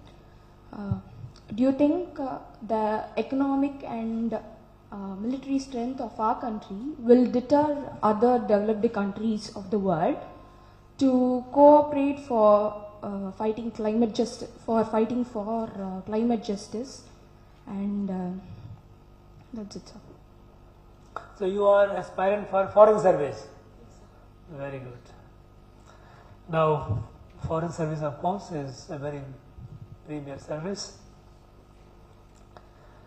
You know, what's your name, you said? Bharati. Okay, Bharati. You know, earlier our foreign policy was, it is again for all of you, because foreign policy is an area where related to that questions are often asked. Invariably there will be questions, not directly asking what is foreign policy, nobody will ask questions, but questions will be linked with that. Any relation with any other country, India's relation is linked with our foreign policy. What is our foreign policy?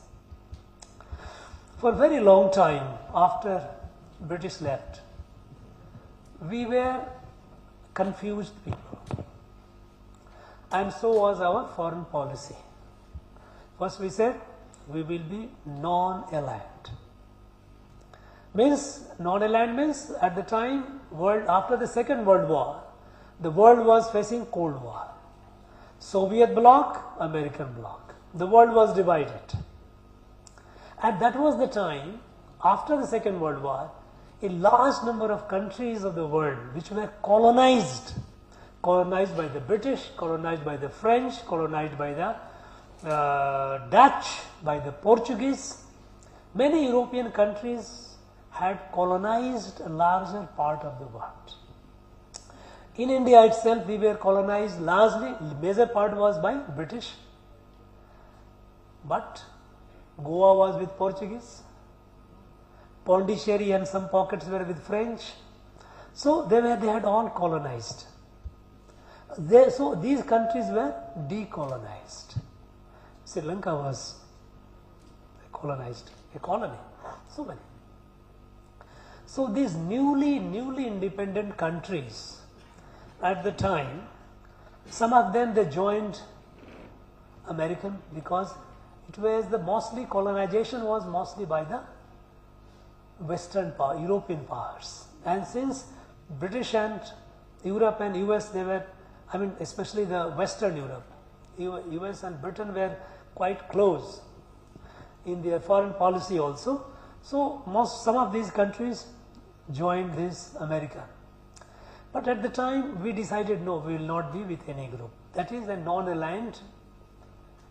Not many countries of Asia and Africa, mostly Asia and Africa, they became. But when the non-alignment policy, it did not help us because in 1962 we were invaded by China. And at the time when the Chinese invaded, no country in the world, even our non-aligned members, they did not come and stood. But nobody said that you come and fight. They were not even willing to speak in support of India. Now, we kept, and then while we kept pursuing, and we kept pursuing also, even after Chinese war, non-alignment, because non-alignment was a policy articulated by our first Prime Minister. So when the party to which the first Prime Minister belonged, that party felt so much beholden to the first Prime Minister, they did not like to review the policy. Okay, we will continue to be non-aligned, that is our policy. And you will be surprised that while we continued the policy of non-aligned, in 1971 when we had with Bangladesh, and at the time when Mrs. Gandhi was a very pragmatic leader, very pragmatic and bold leader, she decided that non-alignment is not going to help us because Americans are straight with Pakistan. China is our hostile. 62 they had already fought a war, they were on the border, they will create a problem. How are you going to fight this Bangladesh war? Either Bangladesh by the time Pakistan's atrocities, military atrocities in Bangladesh had already pushed more than 1 million refugees on Indian soil. In fact, I was as a student, as a college student, go and serve food in the refugee camp. About 1 million plus. Those is big number. And unless we create a situation in East Pakistan favorable, we have a problem. So then India had an agreement, military agreement with Soviet Russia. In that military agreement, it was agreed that attack on one country will be treated as attack on the other. So this we had a military alliance. So officially we remained non-aligned, but we got into military alliance with Soviet Russia. Because Americans had sent their fleet, their naval fleet in the Bay of Bengal to defend Pakistan. Chinese were on the border. They were also friend of Pakistan. So Chinese, Americans, Pakistan. These three were together. Where did we go? We needed a deterrence. We needed someone to stand by us in case we have to win the Bangladesh war. And then in that background, we signed a military treaty with Soviet Russia. And with that treaty, when the Americans sent the fleet, the naval fleet, Russians mobilized. Soviet. That is not because we are under obligation. If you attack India, we have to defend India because that is our military alliance. And that also restrained China from becoming more aggressive. Restrained America from becoming more aggressive. So America kept making a lot of noise against India. China supporting Pakistan, but on the ground they did not make any misadventure. And as a result, it was possible to have a successful Bangladesh liberation war. But officially we continued non-aligned, and non-aligned continued even after. Now, we remain confused. For example, Israel. One is a non-alignment. Second factor that influenced our policy, foreign policy, was Arab-Israel. Israel and Palestine. The conflict because Israel is occupying the land. Palestinians, one is Jew, one is Muslim. Now Arab world is supporting the Palestinian. Now there is a divide. Now what should be our policy? While quietly we kept a relation with Israel, but we did not establish a diplomatic relation with Israel till 1992. Even in 1962 war, only one of the very few countries who supported us with military wares, some devices, to monitoring devices, observation devices, Israel. So we have had our relation with Israel even in 1962.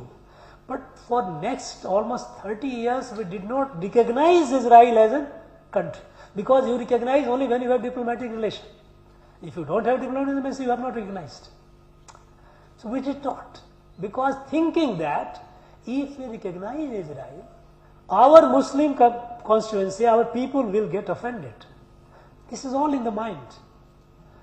I mean, nowhere our people did not actually read the mind correctly. Why do we have to suspect the patriotism or nationalism of Muslims, Indian Muslims? They are as much as patriotic as anybody else. But anticipating that no, if we recognize Israel, they will be unhappy. But it took such a long time. And even after that, Prime Minister Modi was the first Prime Minister to have visited Israel. Because every time invitation will come from Israel, the Prime Minister will say, if we go to Israel, what will happen to, what is about the Palestinian? that will offend our people, Muslims in India. Prime Minister made it clear, Palestinians must have their state. So two-state theory. That Israel is there, you cannot deny it. Palestine also must be there. There must be a state, a sovereign state of Palestine. We gave land for establishing Palestinian embassy in Delhi. Even though Palestine as a country doesn't exist. But we said no, Palestine has to be. So two nation, two state, not nation, two state. Palestine and Israel. Having taken this position boldly, we say we have a relation with Israel, we have a relation with our Arab world. So Prime Minister visited Israel without any confusion. And we have very good relation with Israel. And at the same time, we have got in history of independent India, we have the best of relation with the Arab countries. They are our largest, if you look at, exclude US and all, largest trading partners. We have wonderful relations with all the Middle East countries, very good relation. So we were confused, even with Burma, which is now called Myanmar. Myanmar, when military took over, we took an idealistic position that democracy has been suppressed and how can we have a relation with a military rule. So we said, okay, we will not have a relation with military, Burma. But when we moved away from Burma, we started condemning Burma because Americans said sanction lagao, do this and that. Chinese moved inside and they started supporting all our troublemakers of the Northeast, all the insurgents, terrorists and all, they started camping freely in Myanmar. Because Myanmar said, well, if you don't recognize, if you don't have relation with us, if you treat us that, yes, we are pariah, then fine, we'll also close our eyes. So that helped China get into Myanmar and our insurgents and to support and encourage insurgents in the Northeast. Because China's whole plan was to break the Northeast away from India. So by taking an idealistic position that we are we cannot go against, cannot go have a relation with a country which is under military rule, suppress the democracy, cannot. It only harmed us. It made life of our people, if not the larger picture, even in Northeast, nearly 3.5 crore people were miserable. In the sense that when you have all around violence, people didn't get nothing. There was no peace. We said no. Our foreign policy is India's national interest first. India's national interest wherever it serves. That is what is there today even in Ukraine and Russia. We have relation with both the countries. We are not non-aligned. We say we are multi-aligned. We are aligned with any country with whom we have a relation. We have mutual benefit. I stand to gain, US stand to gain. We have a relation. And that is why even with China, while we have a very strained relation, our trades are going on. Because this is not an age where you can say you are 100% enemy or 100% friend. With Pakistan, we have nothing. We have closed it. But with China, because we know that Chinese goods, they are cheaper. That is needed for your own economic growth, our own industry. They need Chinese equipment, Chinese machines, which are much cheaper. For example, let us say earth mover. When you build the roads, you have earth movers. Earth movers, you have a choice, you get the Chinese or you get the German or European. The Chinese will be almost 1/4 of the cost of the German. You may say that this earth mover will not last long. Okay, it will last for 5 years. Good enough. But if I get something, 100 rupees instead of that, if I get in 20 rupees, why not buy it? Use it. So we started. We have our relation even with, so it is a very pragmatic relation, practical relation, and at the core of it is our national interest. Whatever serves India's national interest, we will do. We are not driven by so-called ideology. Ideology is there. Ideology is basic good. No war. We have taken war is not an answer to any problem. Climate preservation. We must do something to preserve the climate. We must move away from hydrocarbon based energy. Carbon based energy. These are all fine. These are our principal position. But when it comes to nation relation, our interest. Next. Ms. Diksha.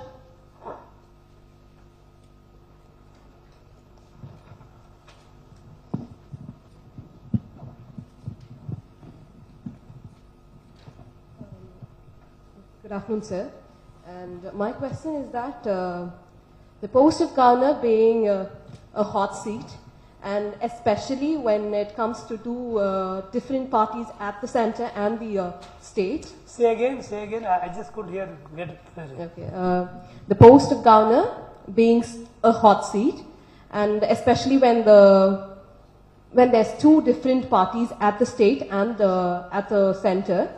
And I personally feel you are right, you are striking at the right balance. My question is that, have you ever felt that the governors are opposed for the political reasons, more of the political reasons than for the rational one? Thank you, Diksha. What is the institution of governor?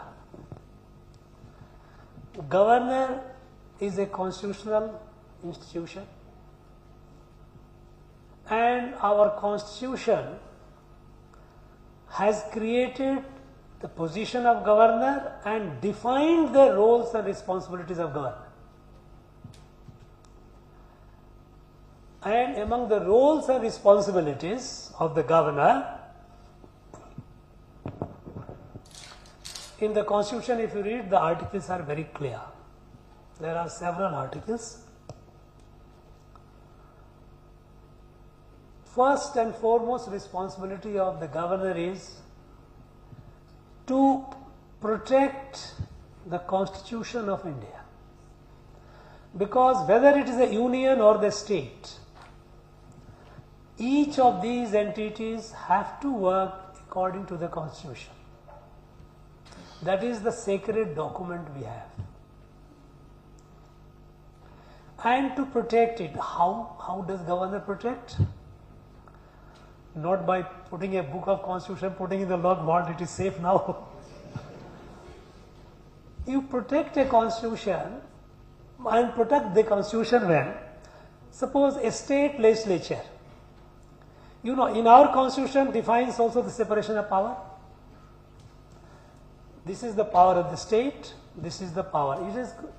We have our 7th schedule where you have a union list, you have a state list, and you have concurrent list. So whatever is in the state list, a state makes, whatever union list, and whatever in the concurrent, if the union has not made any law, a state can make the law.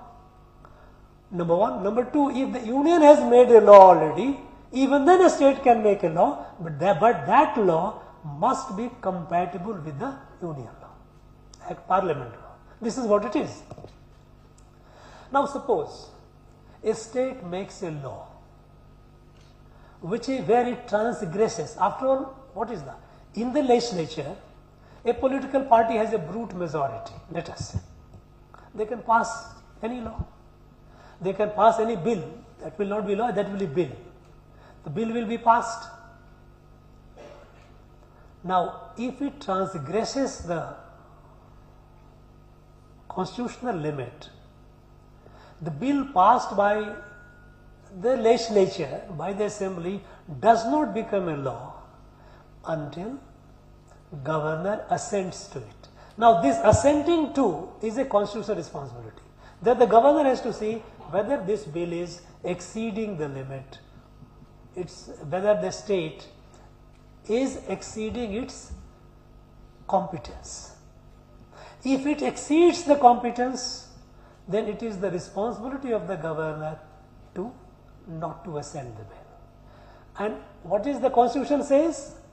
Constitution says that a bill passed by the legislature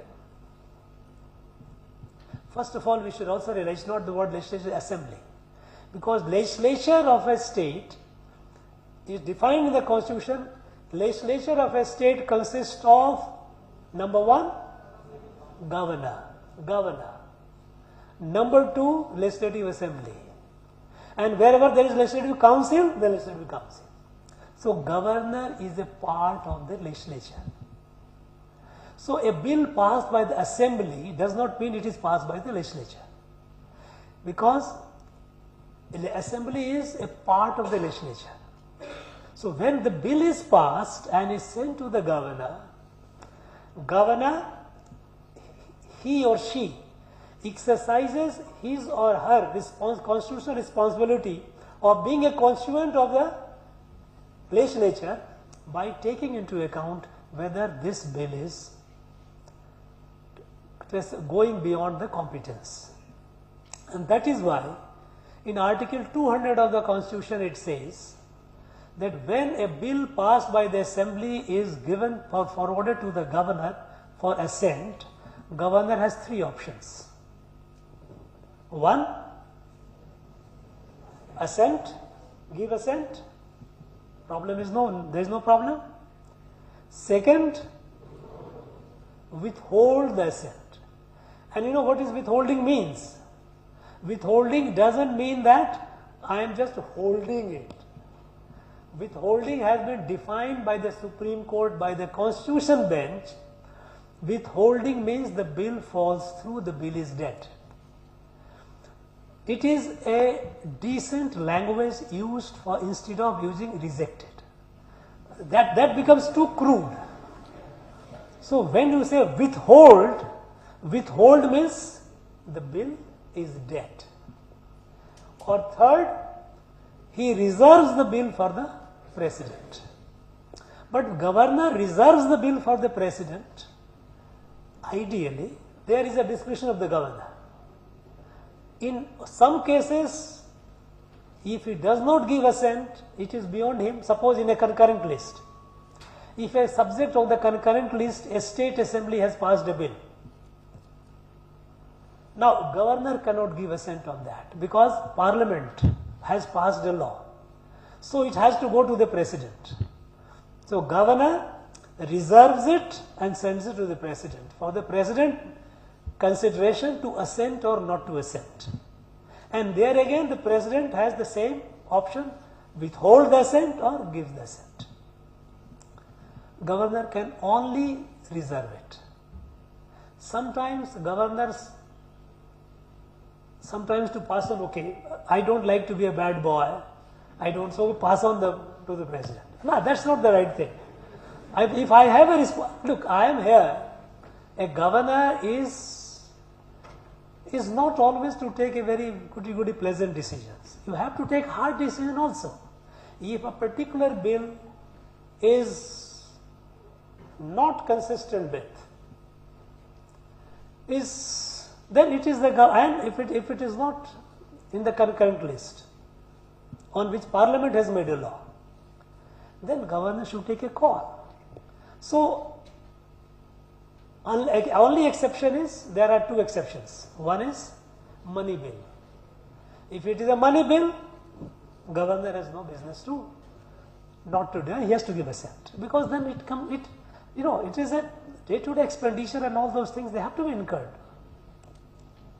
And the second is, one option more that the governor has it, that if it is within the competence of the legislature, or even if it is not within the competence of the legislature, governor has realized it is not within the competence of the legislature.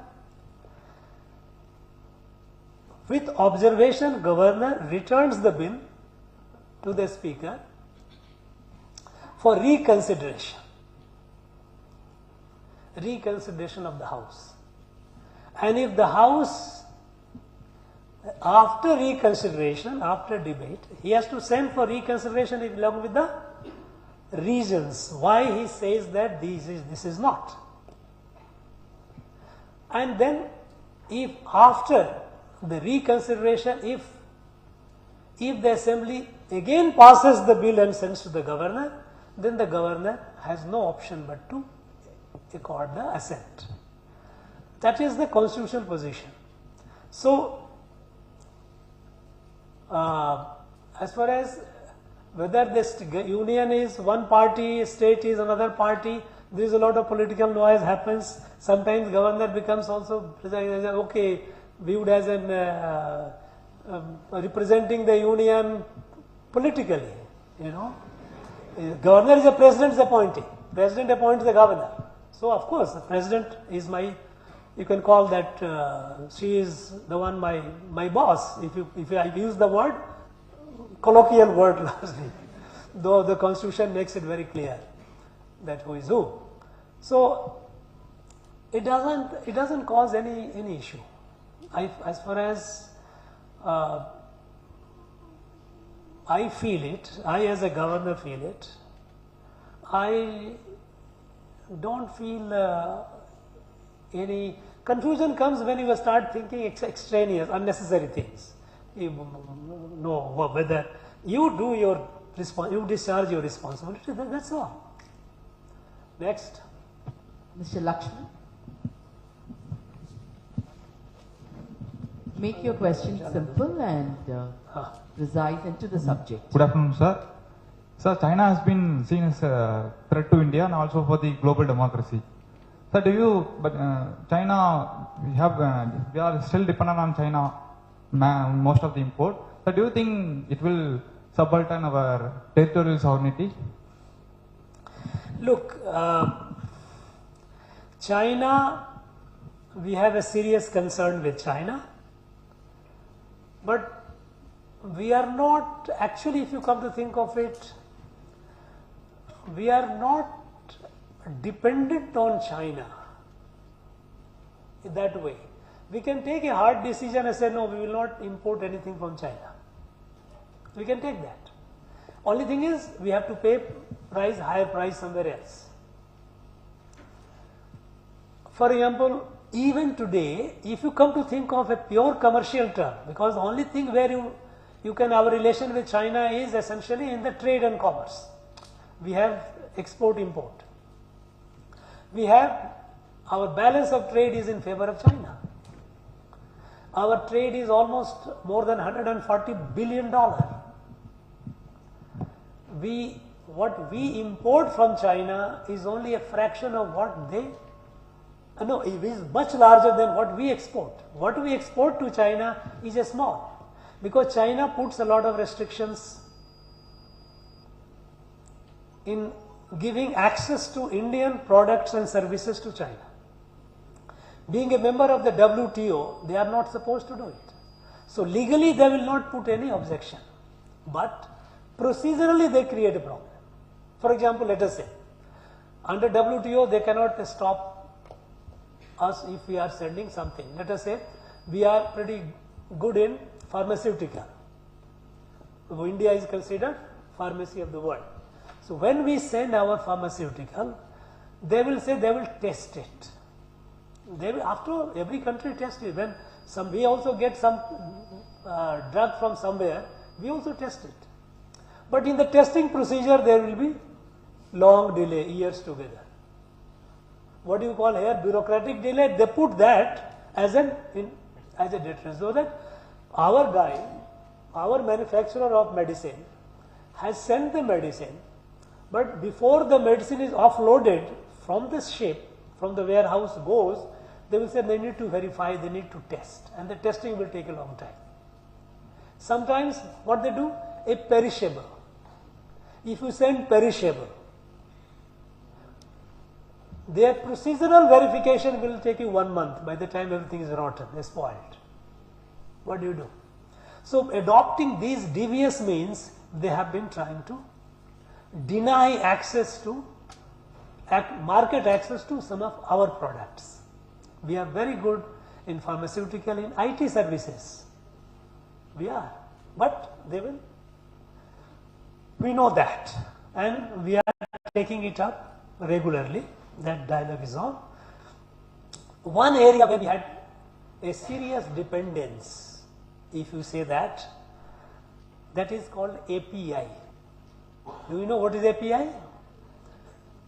In any drug, the basic ingredient is that chemical called API in any medicine. India was producing large API before, but once China started producing it, it became cheaper. So we stopped API industry here, API manufacturing in India. When we stopped API manufacturing in India, we started only importing from China because it was cheaper. And then we realized some years back that if China by some reason stops giving us the API, let's say for antibiotic, our pharmaceutical companies will not be able to produce antibiotic. And imagine, if we do not have antibiotic, what will happen? Imagine, it will be a total disaster. And then, we as a matter of policy, we are now aggressively pushing towards manufacturing of API in India, reducing our dependence on that, China. As this is a strategic dependence we have. Now we have reduced it because they were the largest API manufacturer in the world. They being the cheap, the whole world started buying from them only. Larger part of the world, and so did we. So we have now, that was a strategic dependence. Now I gave an example of earth mover. Earth mover is not a strategic dependence. We cannot put it and stop it. No, we will buy from Germany, fine. We will pay the price. But that will be taking us a cost, putting a cost on us. But when medicine, the basic ingredient of medicine, which is API, we don't have, it will cost lives. Millions and millions of people will die. So that a strategic dependence we have reduced, and we are coming out of it. We have started big way, giving push to our people to manufacture API. So we don't have much dependence on China. No. Next. Mr. Deepak.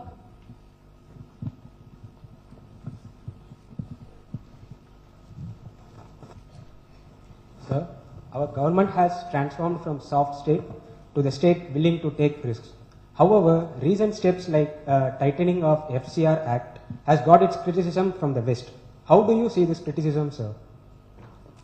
Look, FCRA, Foreign Contribution Regulation Act. This is an act of parliament that any entity, individual or entity, that is organization, that receives foreign contribution from foreign country, if it is a one-time contribution, there is no need for registration. But if it is a regular remittance, regular coming, then it has to have, that entity must have a registration done with the Home Ministry, Union Home Ministry. Now, this is one area through which the money comes from foreign country, foreign sources to India, not to government. It is to non-government entities. What we realized, that a number of NGOs, they were receiving FCRA grant, remittances, not all grant, remittances, thousands of crores, not one, perhaps 100 crore, 50 crore, 20 crore, 10 crore, but we have several 100,000 NGOs. Some of them were receiving this FCRA, and the donors were sitting in foreign country. They were sending money for activities which were prejudicial, which were anti-national in nature. Now, for example, let us say, here we are in Tamil Nadu. We have a nuclear plant in South, Kanyakumari district. Now, every time you start the work, there is a protest in the name of some in climate, some about the fallout, non-safety. And we realize that this money actually trail, those who are active here, nobody comes out of hungry stomach in the field to do it. So there has to be a support. The money trace goes to those entities in the foreign country, Europe, US, different countries, from where the money is being sent for these activities. So sometimes in the name of human rights, sometimes in the name of climate or green, environment, different names. For example, let us say in Northeast, every year there are shell entities sitting in Europe and US. They were sending more than 250 crore every year in the Northeast for conversion purposes. Now, should we allow that? Should there be a check? Should there be a, okay, there is no harm, you get foreign money, right, but it should not be used for a purpose which is harmful to our national interest. So for a very long time it was, this regulation was not, it was taken for granted that you can take money from anywhere you get it, this is a formality. At the most there is some corruption element involved, you pay some money to some staff here and there and get the registration. But in the process, our country started bleeding. Amnesty International, it has a big name, Amnesty International, sitting in Bangalore. They were receiving money and they were creating hurdles for many of our projects, national projects. You must have read in the newspaper, Vedinjam port. The port to land connectivity, it suffered 1 year plus. That people did not allow sitting on the road. No, we will not allow you to, because this port will destroy the marine life and the fisherman livelihood will be affected. Experts, National Green Tribunal, Supreme Court, everyone have said it is not going to affect. It is not going to affect the marine life, it is not going to affect the livelihood. But construction will not be allowed. And those who were doing, they were getting money from abroad. Now it gave a setback. Today at this point of time, when our country is rising, country is growing, progressing, you will have more and more pressure. There was a question of radicalization. Today, the foreign elements are not in a position to take on India directly. So our vulnerability is within. Create issues, create disharmony, create a situation which just stops the progress. Create tensions, create riots. Now take the case of Esterlite. There is in Thoothukudi. It was a purely foreign funded entire activities which led to the protest, unfortunate police firing, and that cost innocent lives. That is a very sad part of it.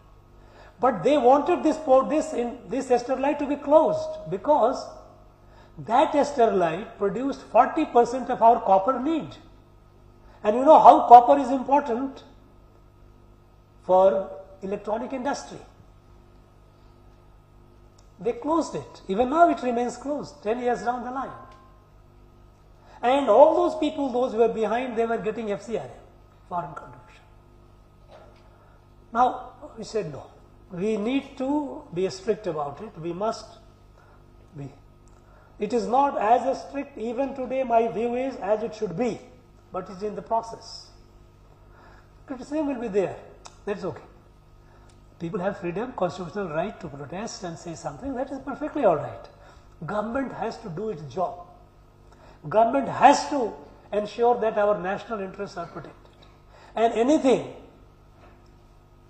that goes against that purposefully is meant to inhibit or retard our growth and create a problem, disharmony. So radicalization, what you see today, which is happening, they are also foreign funded mostly. If you look at the PFI, Popular Front of India, most of the fund it comes from outside.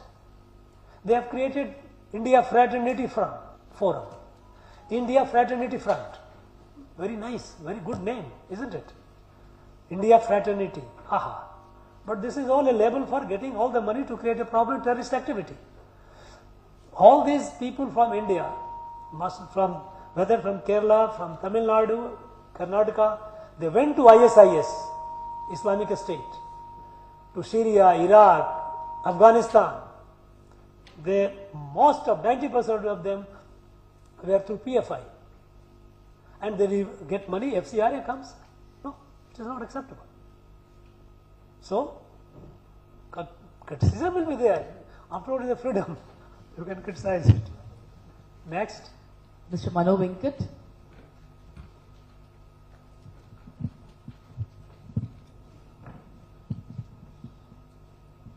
Hi, sir. So, what are all the qualities you seen that aspirant should have and a good bureaucrat should have? What are all the qualities? Aspirant, I have said right at the beginning, you must be self-disciplined, must be focused. Self-discipline means self-discipline in your day-to-day life, your time management, your health management. Those things are most important. And as far as aspirants are concerned, there is nothing more I see, hard work, discipline, take care of health and study well. As a civil servant, there are more needs because you have already crossed it. You don't have to 14 hours, you have to study. But then, the most important quality that a civil servant must have, if they don't have already, is humility. You must be humble. You get suddenly from nobody, you become somebody, big bird. Nobody takes note, oh, so many people are there. Suddenly you become an IAS officer and IPS. That should not get into your head. You are here to serve. You must be somewhere thankful to all those, because many people, suppose if out of millions, if 1,000 or 800 people are selected, that doesn't mean the rest are all useless. No, they are also brilliant, equally brilliant, maybe more brilliant. But somehow they couldn't make it. Be humble. In the office where you are, the person who gives you water or a clerk who gives you papers, they are also graduate or also human being. Maybe some of them or your subordinate also might have a written examination, bad luck, couldn't make it. Realize that what you have cracked is your effort, but there were not many, your parents, your friends, circumstances, or maybe some unknown person at some point of time met you and told you something which hit you and you started working. So count the blessings, be humble, have the humility. A person who comes and offers you a glass of water in your office, be thankful to him. Don't say, okay, I am Sahib. No, that's not. Humility and sense of service. It gives you an opportunity. You look at it as a job. Okay, fine. Or look at it as a rare opportunity to serve. If you look at it as a rare opportunity to serve, then of course it has a different flavor.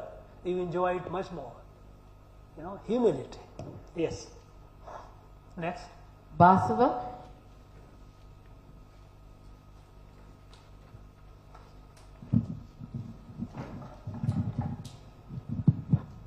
Good afternoon, sir. My question is, Red Corridor has been continuously shrinking. What had gone right in handling Maoist, which is different from previous policies?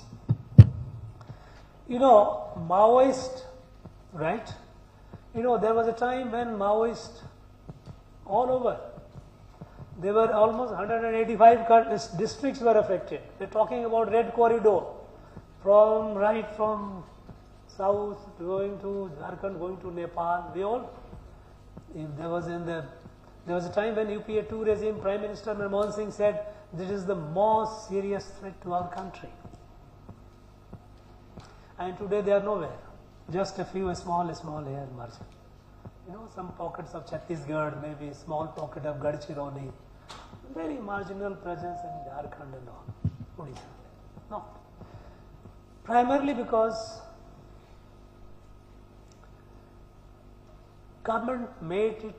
this government made it very clear that no, zero tolerance to gun. Earlier we were saying they are our people. After all, they have lost the way. Try to bring them. The point is, when the cell of your body becomes cancerous, you don't say it is a part of my body. It is a part of your body, but you will kill the rest. You need radiotherapy. You need to. You cannot. We had to draw a line. No. If you have a problem, gun is not an answer. You cannot pick up gun. And if you pick up with a gun, it's zero tolerance. We'll deal with it. So with earlier they should have a talk, engage them. No. They were the worst enemy of development. They did not allow roads to be built, hospitals to be built, schools to be opened. They didn't allow that. So we said, no question, deal with it. That is one, on the ground. Second is, there were a lot of people who were supporting, many of them through FCRA money, sitting in cities. Delhi was a hotbed. Universities, in the name of freedom of expression, ideologue, Maoist supporter. They were professors. They were people, very, very, well-known, otherwise well-known NGOs, saying them as if they have a development deficit. Because there is no development, they are angry. Because forest is being denuded and they are not being accessed, exploitation is happening so. These were all people who were actually providing them ideological and moral support, and also at times when they were in trouble, they escaped and took to, when you come to Delhi, nobody thinks of Delhi will not be Maoist. Maoists are in Chhattisgarh, but those people who are wanted, they were living in the houses of professors and others in Delhi and operating from there. The question is the foot soldier alone to be blamed, not the general or the mastermind? Then we realize this urban Naxalism has to go. People sitting in urban area and providing them ideological, moral and other support, they are equally responsible. And so we started, and even the courts have defended the actions of the government. When they went to the court questioning it, the court said, no, fine, you are guilty. So with clarity that, and what the Maoists say? Maoists don't say about development. The very core of Maoism is don't believe in parliamentary democracy. Means they don't believe in our constitution. They don't believe in parliament. They want a different kind of China-like. Now, how can you have a soft corner or negotiate with them? You cannot. So we must have a clarity in mind how to deal with. We have a clarity. As a result, all these areas we have got roads, we got hospitals, we got schools, development work is going on. And they have just shrunk. A small pocket, and that is a last breath, gasping for breath. They will also go. So the fundamental difference is with the clarity, zero tolerance to gun. They are ideological supporters, and moral other supporters also are part of it. They are equally culpable. They are also responsible. They are being charged and booked. Things are not done.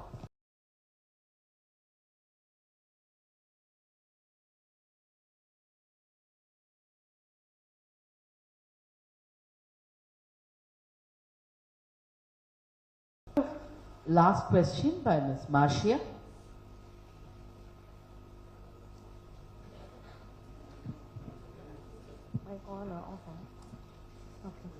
So my question is that. in Northeast India, secessionist tendencies since independence had multiplied to a very great extent that caused bleeding to both internal and external security. So what do you think had gone wrong in handling these secession groups? You know, the fundamental thing that went wrong was lack of understanding of the people and the problem. Because, you know, during the British time, mixing of the people, movement of people from one region to the other was stopped. So people became converted. For example, Northeast. In 1765, in fact 1760 itself, after the Battle of Plassey, when the British took control of Bengal, Bengal is the North Bengal is the gateway to Northeast. They completely disconnected the Northeast after they took over Bengal, because Bengal was also present in Bangladesh. So this whole Bengal was under their control, and the entire Northeast got completely detached. There was no communication. There was no movement of people. Earlier there was a frequent movement, traders, students, people to move. Now, so the people, both regions became a stranger to each other over a period of 150-200 years. And then the British had also created a narrative that you are different. When the national freedom started, that is what they created, the theory of race and region, all those, they started dividing the people. So when the British left, our leaders, they didn't have a good understanding of the people and the problem. When British left and we started interacting, they said, no, we are not Indians. We have become Indian only because of the British they brought us, otherwise we are not Indians. Now our people also started somewhere, some people started believing it also. And we said, okay, no, we must be. I think we have to do something special to just bring them around. So what happened? We adopted a policy, give a lot of money for development and put a lot of military to suppress the violence. That is what I used to call it S is equal to M square. Security is military into money. That doesn't work. That didn't work. Because when we started putting money for development, this money, instead of going for development, they went to a few corrupt people. They started becoming super rich and money to the troublemakers. No, we are not Indians. It became an industry. The insurgency became an industry. People started benefiting, some people, larger number of people started suffering. It kept multiplying, it covered the whole region. When you put military will only look from the military point of view, okay, everywhere they will see guns. But no. The change that happened is, and even there we had a policy, they are our people, we must have talked to them, we must bring them around, we must deal with them softly and try to win them over. The same thing which happened with Maoist. Now when this government came, we changed this. We say no. With gun, zero tolerance. We will not accept gun. Anyone with gun will be dealt with seriously. If you don't give up gun, you may die. And for that, no heartbeat bleed. Okay. And the second is not treating the people as different. This period, the British period, which separated us and became a stranger, we are not a stranger. We are all Indians, we are part of it. So if you start looking them as yours, they also start looking you. Their attitude also changes. And what happened in the last 7-8 years, in the Northeast till about 10 years back, we used to lose about nearly 1,500 to 2,000 people every year in violence. 300 to 400 security force personnel used to die everywhere. And that is how Armed Forces Special Power Act. It kept extending. New areas. He said no. No question of tolerating with gun, and you are us.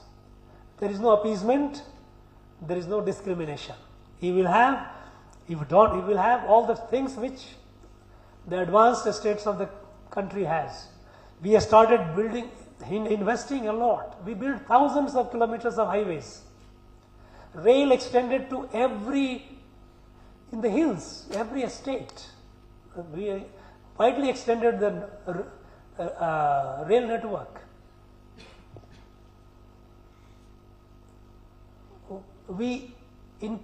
Number of airports increased. Today, when 20 years back, from Delhi to Guwahati, one flight, at the most later because I had one more, today we have more than 65 flights a day. They are all connected with all the places, Chennai, Bangalore, Hyderabad. Same day you can fly to Imphal, Guwahati, all the places. People. No. And we told them very clearly that no question of any tolerating any gun. We will fight. We will fight, but at the same time we will also do things for the development. And today, in the north you have good big hotels coming up. If you look at the road network in most part of, still they are under construction in some parts in the hilly areas, mountainous areas. The rest of the area, you have lovely 4-lane, 8-lane highways all around. So it's all a story of happiness. People, this investment starts coming, people start getting jobs, they start earning money, life changes, the whole narrative changes. So zero tolerance to gun, and you are not different from us. We are all member of a family. It is our duty to take care of your duty also to be equal partner in the progress. That is what happened. Thank you very much. Thank you, sir. Thank you so much. Thank you. Do well. Wish you all the best. Be disciplined. First make up your mind. Are you serious about it? If you are serious, go whole hog. There is no question of 90%. It has to be 100% you have to be. Now I call upon Ms. Sweshika and Karpa Saravanan to share their rich experience very swiftly about the session. Think to dare. A warm afternoon to one and all gathered here. I'm grateful for this opportunity. First of all, I thank you very much, sir, for spending your valuable time with us. And hearing the role of governor from you makes us easily understandable. I wish to quote Thirukural, Idipara illada emara mannan kedupar ilanum kedum. Which means even an efficient king without a proper guidance from an eminent person will destroy himself. So your words means a lot to us, sir. It will help us throughout our journey and it will guide us. So thank you.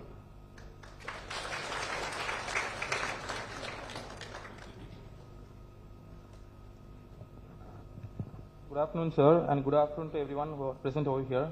First, I would like to thank our Honorable Governor, sir, for providing this wonderful opportunity to us. So, sir, you have always been a source of inspiration and motivation to us, young aspirants like us. You have always taken special time to young aspirants to nurture their minds, to inbuild their qualities and to make them the better bureaucrats of tomorrow. So thank you so much for that. And I would like to say this will be a lifetime opportunity for all of us over here to be here in Raj Bhavan with you mentoring us. So thank you so much for that also. And so before you started your powerful speech, you wanted everyone to introduce themselves. So it's good to see that you wanted everyone to introduce themselves. So it shows how sincere you are with the students who all came here to attend this session. And I know everyone over here would have felt at least a sense of satisfaction that everyone got a chance to interact with you by introducing themselves. Are you serious? Sir, it's a great question which you asked to us. And I think most of us seriously not going to get sleep tonight. So, including me. So you gave the question and we will find the answers, sir. And you also insisted about how discipline and health plays an important role in the preparation stage. And we have seen this syllabus a number of times, the syllabus of this preliminary examination a number of times before. But you gave us an idea to see it in a strategic way. So hereafter we will also try to see that in a strategic way, because we got this advice from the great strategist himself. And the example which you gave for harder subjects with appetite and eating, it was delicious. Seriously. And the idea of using obit section from the newspapers was enlightening. And finally, I can thank you all day for this opportunity. I want to say that we, the youth who all present over here in this hall, and the youth in this great state, we all stand with you, and we assure you that we will take your legacy to tomorrow. And thank you so much, sir. Jai Hind. Thank you so much. We now request you all to raise for the national anthem.